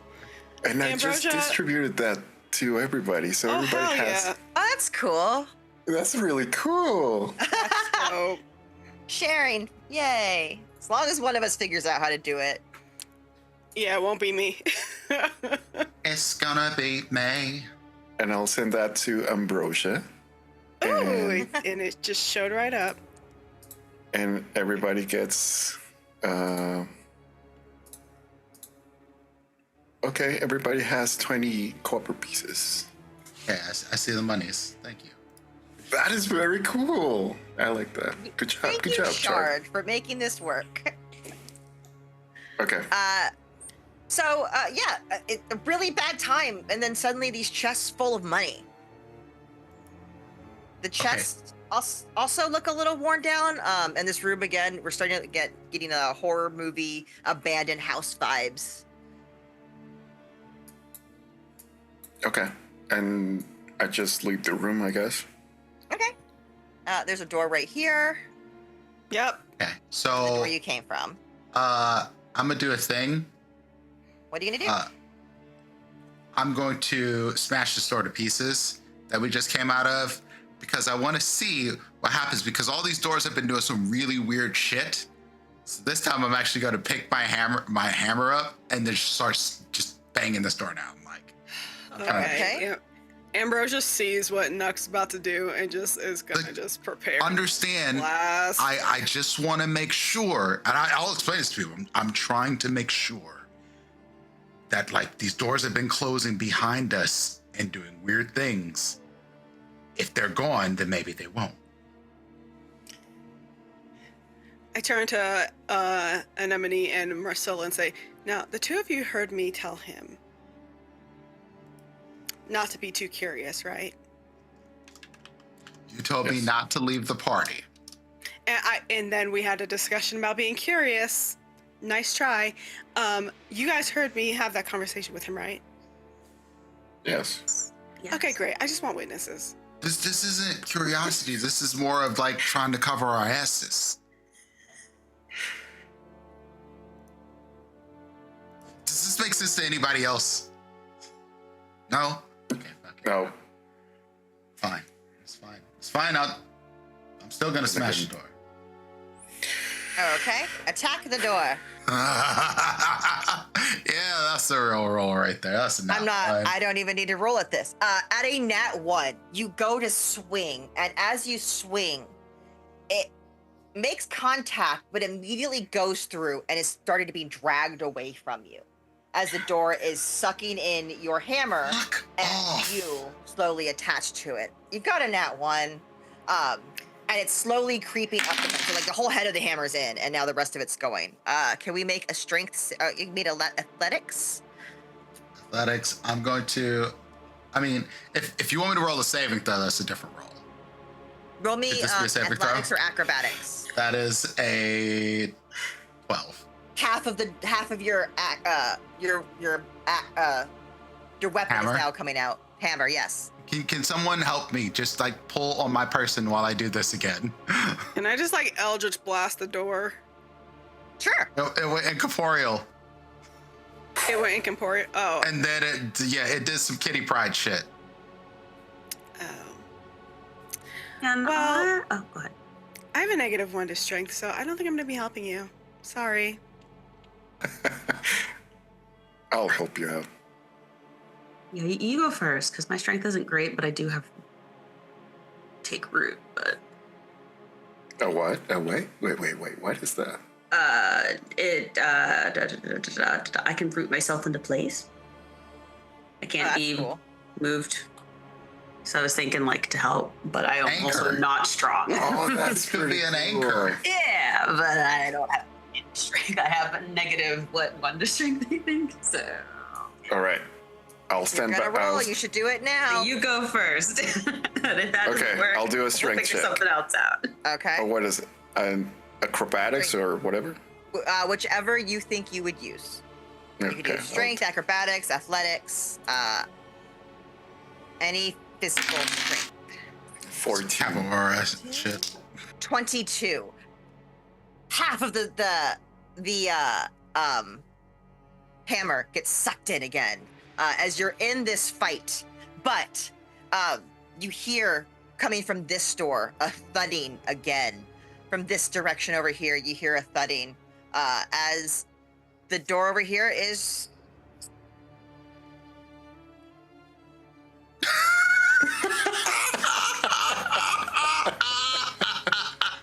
Sorry. As this door over here, you start noticing the door frame is shrinking, as if the wall itself is closing in around where the door was. I don't have time for this. We need to go. We need to go. You made the time. I'm trying to like. You're trying to do the thing that I'm supposed not to do? Fuck it. Take the hammer. Nuck just drops the hammer. I can make another one. Fuck it. What did you roll? A 9. Yeah, Nuck just drops the hammer. I don't fuck. Oh, that's also a 9. At a 9, again, it is split. The wall closes, and part of your. Someone want to help? If we're splitting the roll, I'm just gonna roll one more time. Then I can't have a tie. Okay. Hold on, let's see. Tie is like kissing your sister. So that was 18. You can have the hammer. You have never heard that saying? It's terrible. Don't use it. So the hammer. I wasn't going to. You kind of put a little bit more of it, so it's almost like it's stuck in the stone wall. Part of it sticking out, part of it in the wall. How to get in the wall? There's no more door. The wall slowly closed in around where the door was, as if the wall was shutting the door. Just leave it there. I can come back and get it if I need it. Door I still is now have just a wall. another shard. Like you see the little blue orb is shrank some. I was next to him. I can just make another thing. All right, let's go then. Whips out. And I go through this door. Okay. No, I'm not going to make you do a check this time. We have to hurry apparently because this wall is shrinking too. Yep. As you say, this wall is shrinking too. This room is gone. The house is reforming around itself in different locations, as if it's erasing the parts of itself that you've been to. Nope. Just go ahead and remove that warhammer I don't from like my that. inventory. Okay, so you're in this next room. Oh, I need to unfog it. Hold on. There you go. That's the room you're in now. Sorry, what?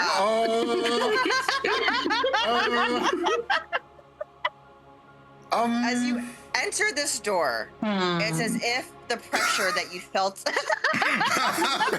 my reaction. It's not like Fuck the this room. The pressure you felt around you is gone.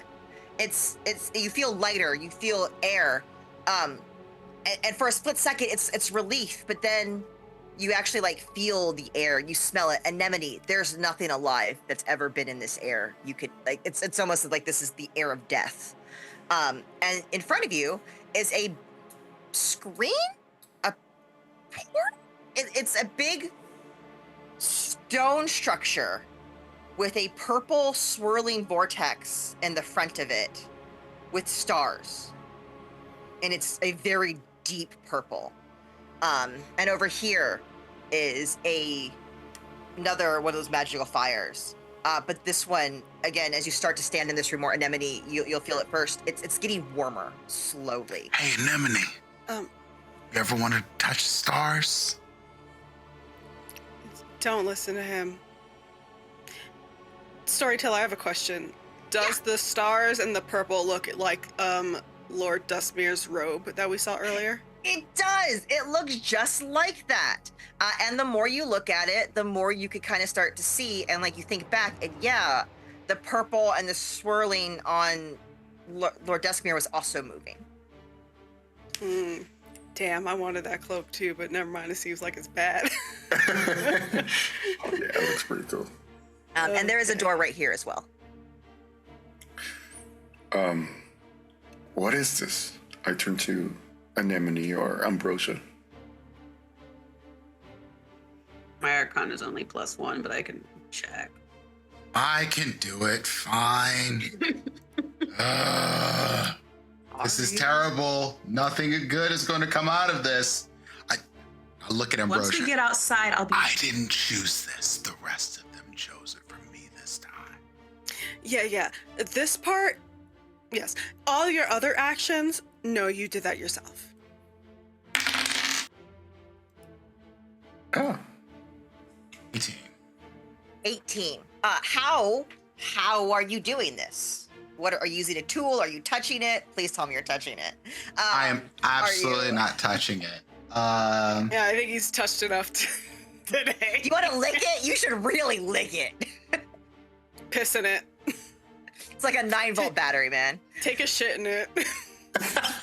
Why? Why would I do something like this? See what happens. Science. So, no, I'm not going to touch it. What I'm going to do is I'm going to, yeah, I can do that without doing anything. I'm going to make it like a little arm that reaches out and a vial's on the arm and there's kind of like, see if I can scoop anything out of it. You have one of those grabbers. Yeah. The little, you squeeze it and the grabs. I'm just, yeah. As your little robot arm, I just like picture like some NASA robot taking samples on the moon. Yes, it's essentially that. It sticks its little arm with the vial inside of it. And as it starts to back up, everything past the point that hit the portal is gone. It's like a clean cut. Oh no. Oh, and then you start to see the spot where the cut was, it's starting to like erode around that spot as it drops it. Nope. Don't like that.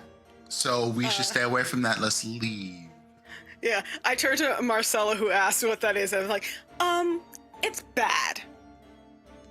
Got it. Is there anything written here, like any sort of language or papers or anything? There are ruins everywhere. Now that you're looking, in every language, there is something written. It's not so much like a beware, but it's like it's almost like caution signs that. Does my Arcana help me like suss out some of the runes? And I also can do Infernal. In Celestial, you see things that are warnings that this is yes. Yeah, I can read Celestial. Yeah. I'm going to give you a little bit from pretty much every language because I'm assuming at least one of you will catch most languages. Celestial, it's almost like a death omen and a beware. The other side of Celestial, it's like the complete opposite, but not like hell, inferno, but just the opposite of what any Celestial can be. The opposite of light. In common, you see things. It almost looks like directions, like up, down, left, right, like Konami Code-esque type things, as if referring to directions to go. Fucking cheat codes. Cheat codes, and you see the word labyrinth written a few times. Druidic, you see the rings almost drawing into the old world tree, but they're all broken. Every ring and connection that they have from the drawing of this is smashed. Elvish, again, it's also with the old rings and the old world and the connectors that are being broken.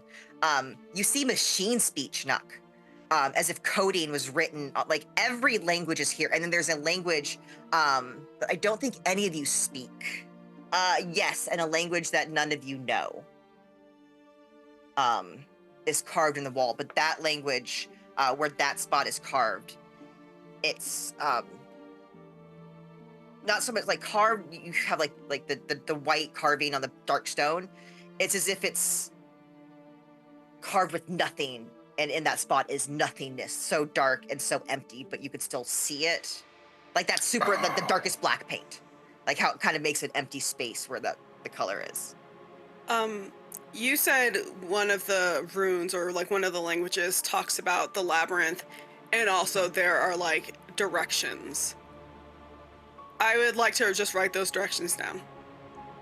You can. It does look like it is very old, and so they might not work, especially with the shifting labyrinth, but you think that they might be useful.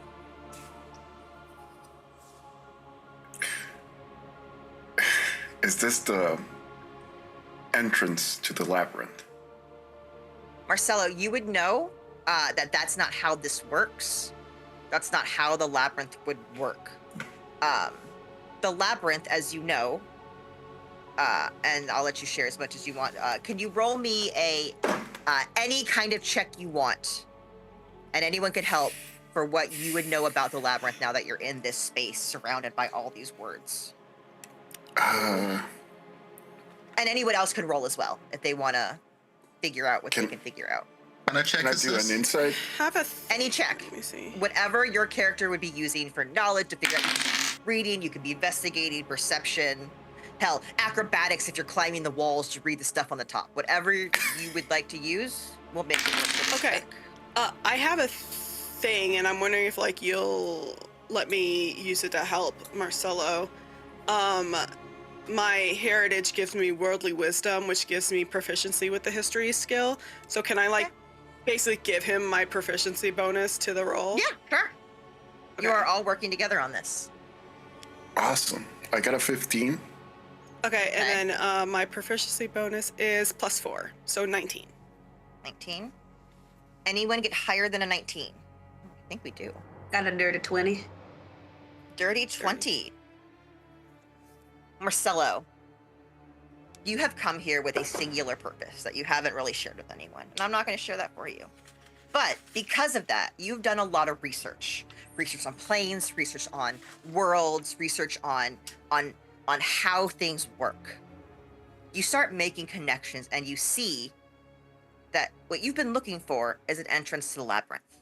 The labyrinth connects all worlds. It is a magical way of transporting yourself from any universe ever. To an extent. Most people don't know it exists. Most people never have heard of it or will never encounter this in their lives. Every maze is an entrance to the labyrinth and a way in. But also, every maze is a way to let whatever's in the labyrinth out. And you start to make the connection with this purple and this swirling and what Anemone said about the world tree. The world tree was the first part of a maze. It was the first part of what created the labyrinth.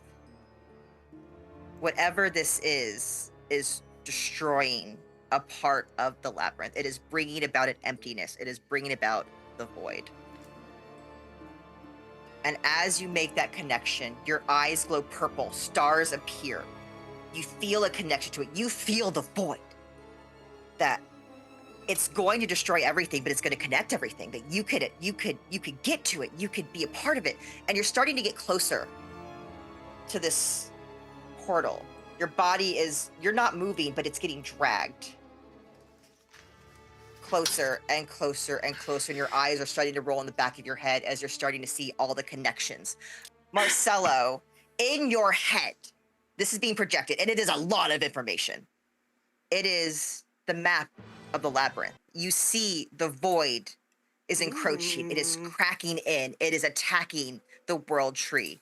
It is attacking all planes of life. Everything in existence has is in danger. But also that can give you power. If you had the power to destroy everything, you had the power to create anything. You have the power to bring anything, do anything. You can make your own world. You start to remember things about the labyrinth. Any world can be destroyed. Any world can be created. Everything is connected. Every world stands alone. And the void's hunger cannot be satisfied.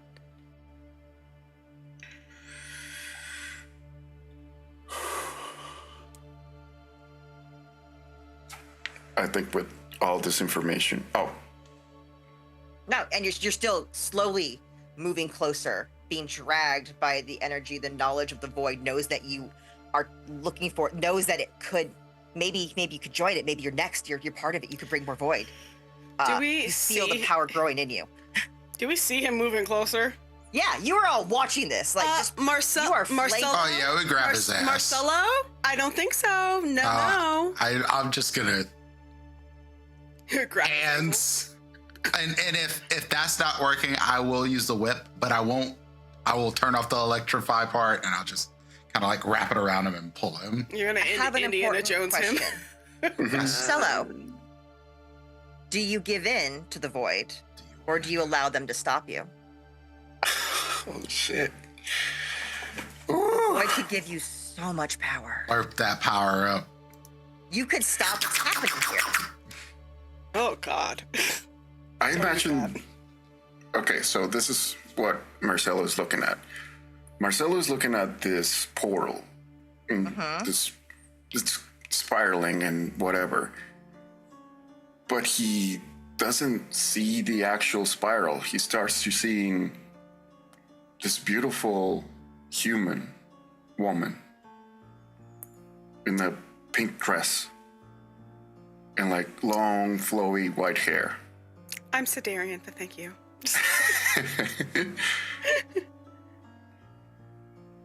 And she reaches her hands to me, and I slowly raise my arms to actually touch her. And I feel Nuck grabbing my leg, I assume. And that's when it all clicks.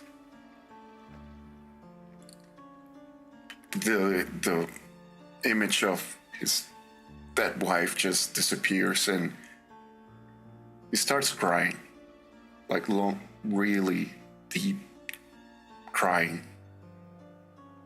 And he just turns to Nuck and just gives him a pat on the back, and I'm okay.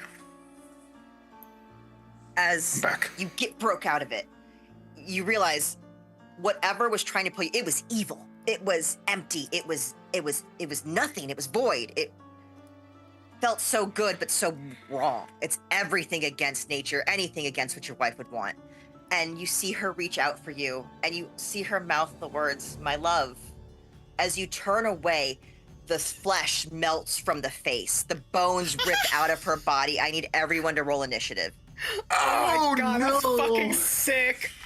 I am so gassed. Shit. This is amazing. All right. All right. Oh, fuck yeah. Nat 20 bitch. A So that's 23.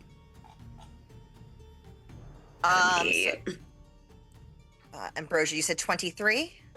Yeah. Okay. Did everyone else roll initiative in the thingy? I did.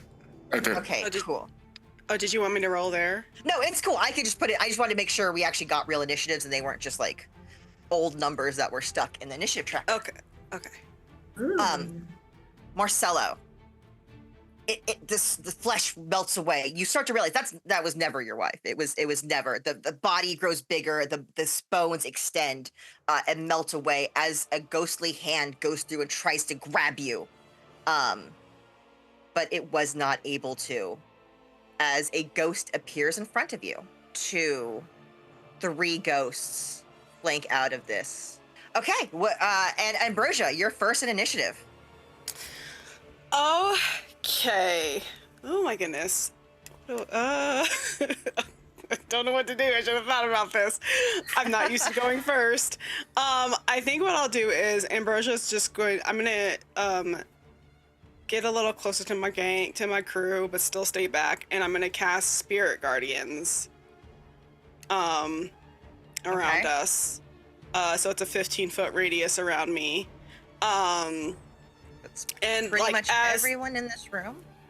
yeah, so as like this glow sort of emanates from me, and like this like halo of light comes around me. At first, they look a little bit like the guardians look a little bit like those stereotypical like cherubic angels, like the like Cupid looking with like the fat face. But as you look at them closer, they kind of also look like dancing little devils. Like you feel like this kind of like an optical illusion where it's like at one point they're angels, but at some points they're like little devils, and that's what Nice. that's what they look like. And then when you cast a spell, you can designate any number of creatures you see be unaffected by it. So that's all the homies. An affected creature's speed is halved in the area, and when the creature enters the area for the first time on a turn or starts its turn there, it must make a wisdom saving throw. Round 2 goes the ghost. So ghost number 1, we could do this really cool thing and like, hey, look, here's our ghost. This guy is attacking. Actually, he starts in your radius, doesn't he? Let's see. Yeah, so wisdom saving throw. Oh, he's actually just out of it. He's 20 he's feet just away out. from you. Do you want to move to where Marcelo is? Then you would get I'll everyone. move. Okay. Yeah, I'll move closer to make sure it kind of hits Okay. everyone. 10. Fail. So it's 9 damage. And so it takes its turn. It is within radius of Nook. It is going to Withering Touch, make a melee spell attack against Nook. 11 to hit. It does not hit. So that's its turn. Next is Marcelo. I look at the ghost that changed this form for my wife, and you're not her. And I just go and like monk jump and try to like do a roundhouse kick on it. Nice. That will go for that guy in the middle. As the number 5 one. Yeah. Okay. Yeah. First attack. Natural. Oh wait. Natural 20. That is natural 20. Hell yeah. So for this, max damage plus a dice roll. Okay, so it's 1d6 plus 5, so that's 11. Oh, plus 8. Oh, plus 8. Full right. damage and then an actual real roll as if it was real. So Yeah. 18. 19. Second attack, 24 to hit. That definitely hits. And that's 5 bludgeoning damage plus 5, so 10 10. bludgeoning Nice. damage. And bonus action, flurry of blows, Go for it. 27 to hit. Damn, nice. That Damn. hits. You are angry. I am angry. I'm pissed off. So that's 9 more. 9 more. And Okay. another attack. Oh, my Oh, God. that's a natural 1. Aw. Damn. That one does not hit, but because you did a nat 20 earlier, I'm not going to make you take any penalties for rolling that nat 1. You just miss, Good. but you did beat on him. The dice give it. And the guys take it away. That's the end of your turn. We'll go to the next person. Nuck, it is your turn. Okay. So Nuck's gonna start combat with a bonus action of reactivating my whip because I deactivated it to not electrocute Marcelo. So I go, Liddy. And then I am going to attack number 5. That one's been Okay. damaged, yes? Yes, 5 is the most damage. Does a 28 hit? Yes. Yeah, my attacks are supercharged. Damage. So 16 damage. All right. I get a second attack. Okay. That hits. 3, 9. That's exactly what you needed left to kill him. So yeah, I rolled you it. had 5 left. Yep. And I was also rolling a d6 instead of a d8. Oh, that is Whatever. so cute. Look at the little death. Like, look at all the skull and crossbones. He's got a little skeleton. Ghosts don't have bones. I want that as a little I want that as a little buddy. Oh, cute. Yeah. Can that be my familiar? That's would right. just- Add skull and Of a crossbones. useless. And is that the end of your turn, or do you have anything else you were going to do? That is the end of my turn. Okay. Luckily enough, that ghost was next. The ghost is dead. But next, coming out of the portal, shattering it to pieces. You all have to duck to avoid it. A Death Knight crawls through and pulls himself in, and he is going to Make a wisdom saving throw. will Hey. in a moment. That is an 8. That fails. So what happens when he fails? He's gonna take 17 radiant damage. Okay. You just see the little angels just punching him in the face. Pulling at his helmet. Oh. Yeah, And you can tell it really threw him off guard. Like, he was ready to come in and make an entrance. He is a Death Knight. This is his time to show up to the party, because you also now hear in the background a clock. Bong, bong. It is now midnight. Who would have guessed? And he is going to fly in and make a multi-attack on Marcelo. It's 10. Nope. Man, he's not doing good. 11. Nope. He takes the place of the dead ghost and just swings over your head multiple times. The radiant energy of this Spirit Guardians is really throwing him off. Bonus action? That's all he's gonna do. He doesn't really have a good bonus action this time. My Death Knight had a really embarrassing start. Looks ashamed.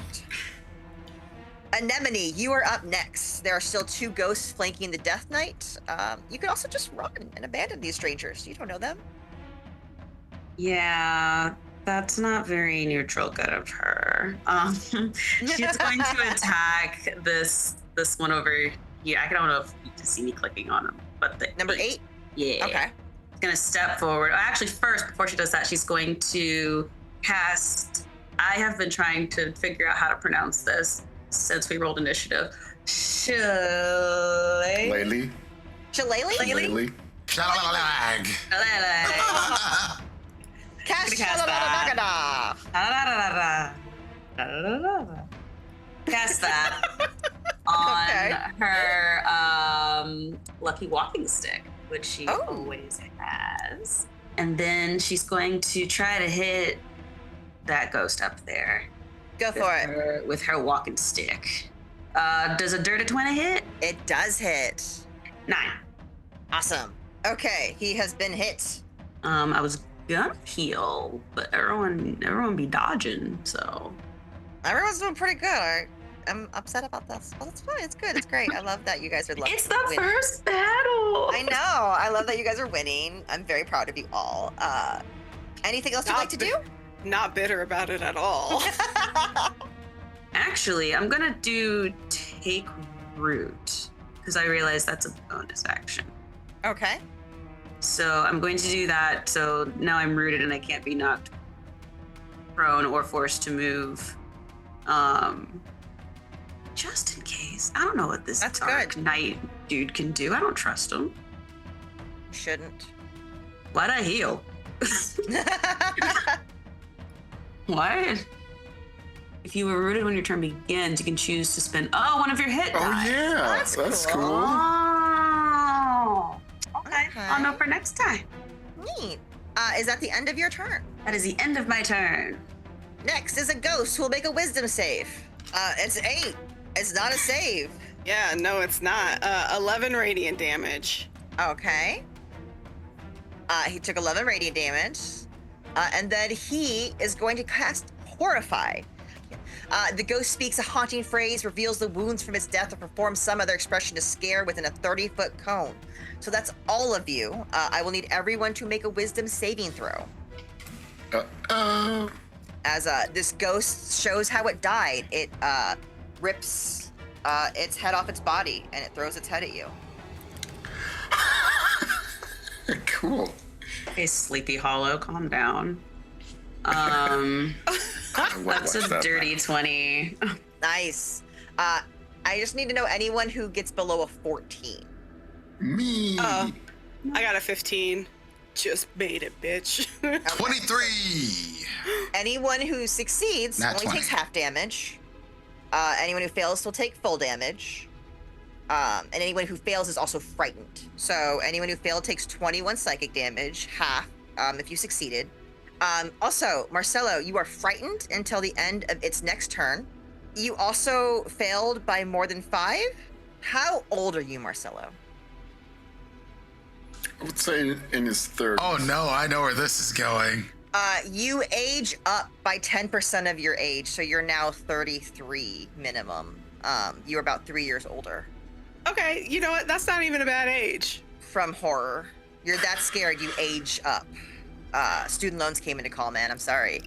Oh, fuck. You just gotta get older. We all see Marcelo age and immediately like, that cannot happen to us. Yes, but you Just all see see, more. it's not a lot of, but like a little, nice little gray streaks get a little bit more pronounced. You're a little bit more lineage, not a lot, just a little bit. Bonus action, it doesn't like being attacked. It's going to go into the ghost plane. And it is gone. A little bitch. Where is it going? I don't know, I see. but it only can do half movement. It's a so bitch. gonna go It's there. going to bitchtopia.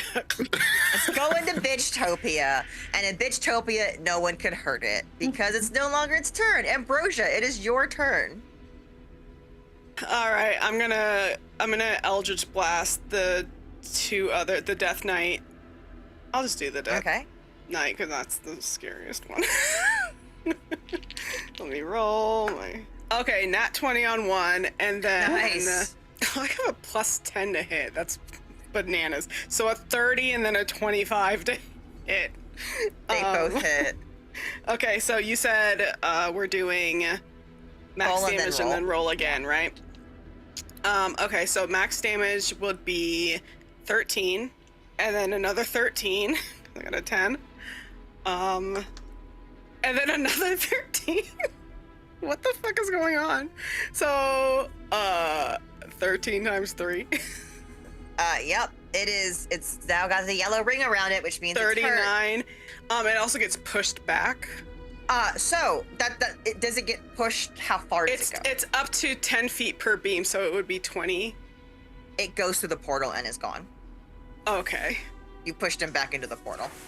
Damn, I was like, because if it You hits a pushed wall, him it also out of takes- existence. If it hits the wall, it also takes bludgeoning damage. Where's your invitation? I'm pretty sure he's taking some damage. He forcefully went through a portal that he was Okay. not ready for. And you don't know, he's gone. He's through the portal. Okay, well, that's my turn. Very cool. Next is this poor ghost trying his best. Why not? Nuck, what size are you? I am a small creature. Cool, he's Um, gonna throw you. Yeah, but before Why? he does that, he does have to do a wisdom saving throw. 22. Oh, that passes. Still takes half damage, though. 6. 6. It's gonna do a telekinetic throw where it could throw something small, size smaller, larger, smaller. So it's going to telekinetically throw you. So if you would like to make a strength saving throw against its wisdom, That ain't gonna do it. it does win, so it is gonna get to throw you. So it's gonna throw you at Ambrosia. Ambrosia's been doing the most amount of damage. This is so So it's gonna throw undignified. you. Yeah, no, this is embarrassing. Does a 14 hit you, Ambrosia? No. Nope. Okay, it misses you, throws you wide, and throws Nuck over here. And you'll take half that, so 10. Wait, is that right? 64. Oh wow, yeah. So 10 damage, getting thrown, missing, and then slamming into this weird fireplace wall area. Marcelo, you're next. All right. I am frightened, right? You are frightened, but you are frightened of a ghost that is no longer in the room that you can see, Okay, but I which kind still of is a feel little like bit scarier, honestly. Yeah. but I still feel like the frightness from that ghost. Yeah. So I'm better than this. I am better than this, and I'm gonna use Purity of Mind, and as a bonus action, I can end an effect that is causing me to be charmed or frightened. That's so good. I picked the wrong person to frighten, but I love that it worked out for you so well. So we're gonna remove that frighten condition. And I am pissed off. Yeah. So I go against the number 2 Okay. ghost, and I'm just gonna attack it. 28 to hit, That hits. 8 damage. Okay. And second attack, 18 to hit, 18 hits. and that's 9 bludgeoning. Okay. Any And bonus that is my actions or turn. anything? I just used the bonus action to Okay. not do Oh, you're fright. right. Cool. Next, Nuck.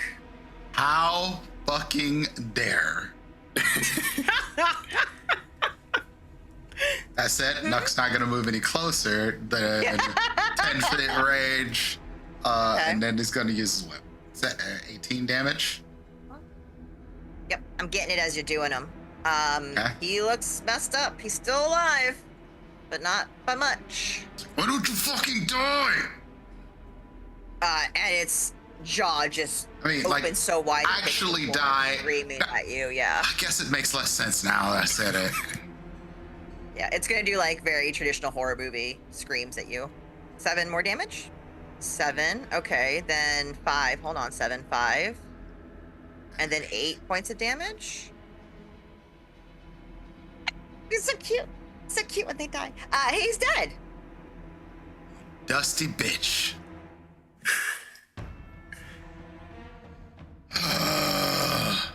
At the end of your turn. No. As a bonus action, I'm going to do one thing. I'm going to switch my augments from having like X-ray vision and shit like that. I can do rapid augment, and I'm going to make my shield, I think, repelling. Yes, repellent. Okay. What's that do? I imbue my item with the ability to repel attackers. When a large or smaller creature hits me with a melee attack, I can use my reaction to force the target to make a strength saving throw against my save DC. And on a failure, it's pushed 15 feet away from me. And if it hits a wall or something, it takes a D6 bludgeoning damage. Cool. Oh, look at you learning from me. So cute. Cute. Is that the end of your turn? That is indeed the end of my turn. I'm going to move behind that Russia. Okay. Next we have a dead ghost. The Death Knight. Let's see what I can do. Is going to start trying to claw his way back.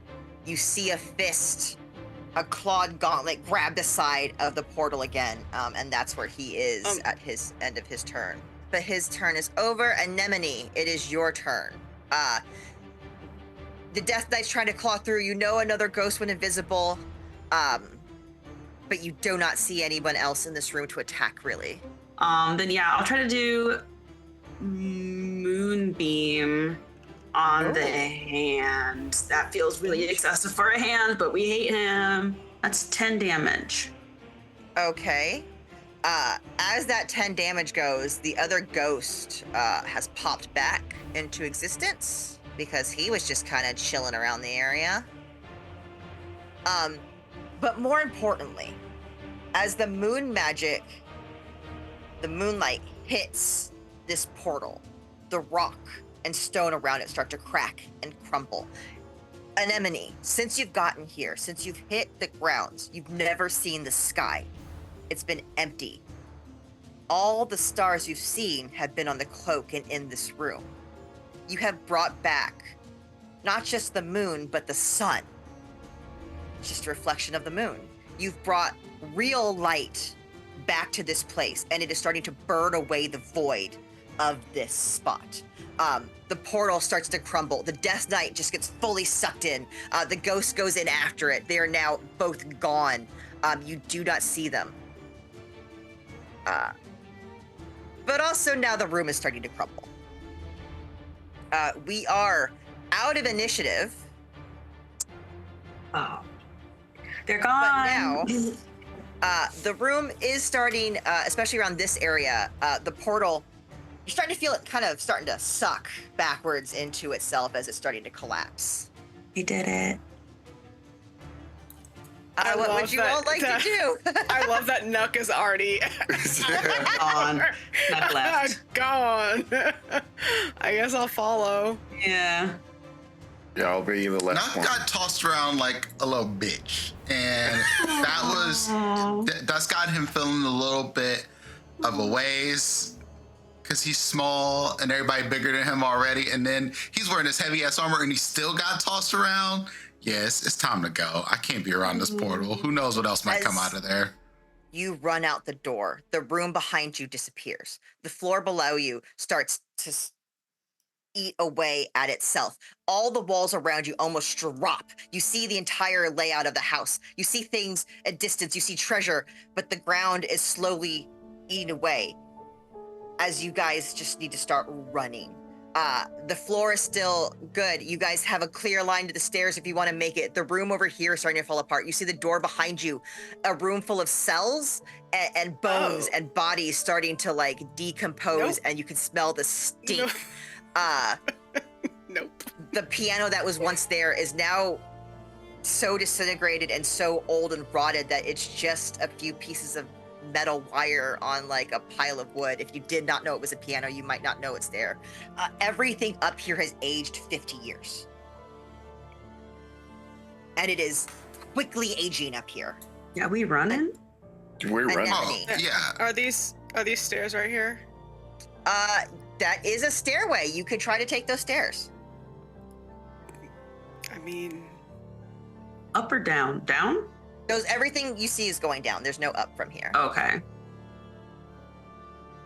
or we can go through this door over here. You're starting to see like the walls fall apart. There are stairs right here. This wall leads around there. It might be another stairwell over here. It's up to you, Ambrosia. We're following you. Yeah. Oh my God, this is too much responsibility. And Either way, hold on, Fog. We're gonna all put you right there. You went down that set of stairs. And we're gonna clear all the fog. wow, railroading. Yeah, Right? I changed the map way too fast. I'm sorry for trying to give you guys more immersion. I changed the map too fast, and I committed to it. Yeah, Know what? and Commit to the I bit. cleared all the fog for you. As you make it downstairs, you're in an empty stone room, and it's not glass, but almost like a two-way mirror, and you could see into the ballroom, into the mansion, and it is empty. No one is there. All the doors are open, all the windows are open. And Anemone, you hear from outside this direction, as you can now kind of see a way out through the glass windows. You hear the sound of screaming. The plants are screaming, the tree is screaming, and it needs your help. And Marcelo, the words, "my love," still echoing in your ears as something tried to twist your wife's image, is waiting out there for you. Ambrosia, Nuck, out this way is potentially all the magic and all the answers you could possibly want. But to find out, you're gonna have to go outside to the hedge base. And to do that, we'll come back next time for our next session out in the hedge maze. Ooh, that was so much Sorry fun. that went a Oh my little God. long. Thank you, everyone who are watching the stream, the VOD, anyone who is, all the players, all our producers who have to watch this multiple times. Thank you all. Real quick, before we go out, everyone want to say goodbye and say who they are again. We'll go in reverse order, which is, where's the order? Prince. Hi, I'm Prince, aka Dimples and Dice. And that is where you can find me all across the internet as Dimples and Dice. I am an award-winning Vampire the Masquerade storyteller. You can find me also on D&D Jordan Lee's channel, playing in a D&D campaign called Ampistrano. I'm playing Captain Draven Tyborn, the dad of the group, who's been having a rough time as of recent and trying to figure out his place in the world. Very nice. Yeah, that's all I got. Follow me on socials. You'll see all the other cool shit I'm up to. Are they? Hello, I'm Ave, also known as Calamity all over the internet. You can find me as Hey Calamity with 3 Ys on all the things. I bounce around doing different awesome stuff like being part of this. But I'm also the founder of Telltale Hearts, which likes to promote diversity in the tabletop space. And I'm also a co-producer over at Twisted Fates, kind of ramping up to do some really cool stuff starting next year. Though right now I'm helping out in the background more so. So if you want to see my work, that's 2 places you can see it. Otherwise, just follow me on all the socials to see what else I do. Jorge. And me, RoboGoblin. You can find me everywhere at TTRPGs, and I'm gonna be I'm an Ampistrano every Saturday Some damn week. at 12 p.m. Pacific. And I play Toby there. And I'm also... Oh, wait, that's not a... Had been announced. Just follow me on TTRP Gives on Twitter and Blue Sky. So close to having a drop. And Fair. Hi, I'm Fair, and you can follow me on socials at Fairbear. I'm also on Ampistrano on Saturdays, 3 p.m. Eastern, 1 p.m. Mountain. You can also hear my voice on Taking Initiative's third season, Sword and Sheet. It is a Pathfinder 2nd edition campaign set in a homebrew world. And, you know, you should follow me on socials, mainly Twitter, because I have other stuff and things coming up that will be announced soonish. And a very special shout out to the D&D Jordan Lee and Summon Stories for being our wonderful producers and editing us and putting the music and cutting out all the times where I babbled on or got ADHD'd out of the game. And also thanks to Kobold Press for your help in making this game happen. If you are interested in this game, please check out Tales of the Valiant, a RPG Black Flag role-playing game from Kobold Press, currently on sale now. We are loving it. And there's links somewhere around this overlay with a way to get your own copy, because it's a lot of fun. I've been April, your GM, and I'll see you next time as the Shadows part.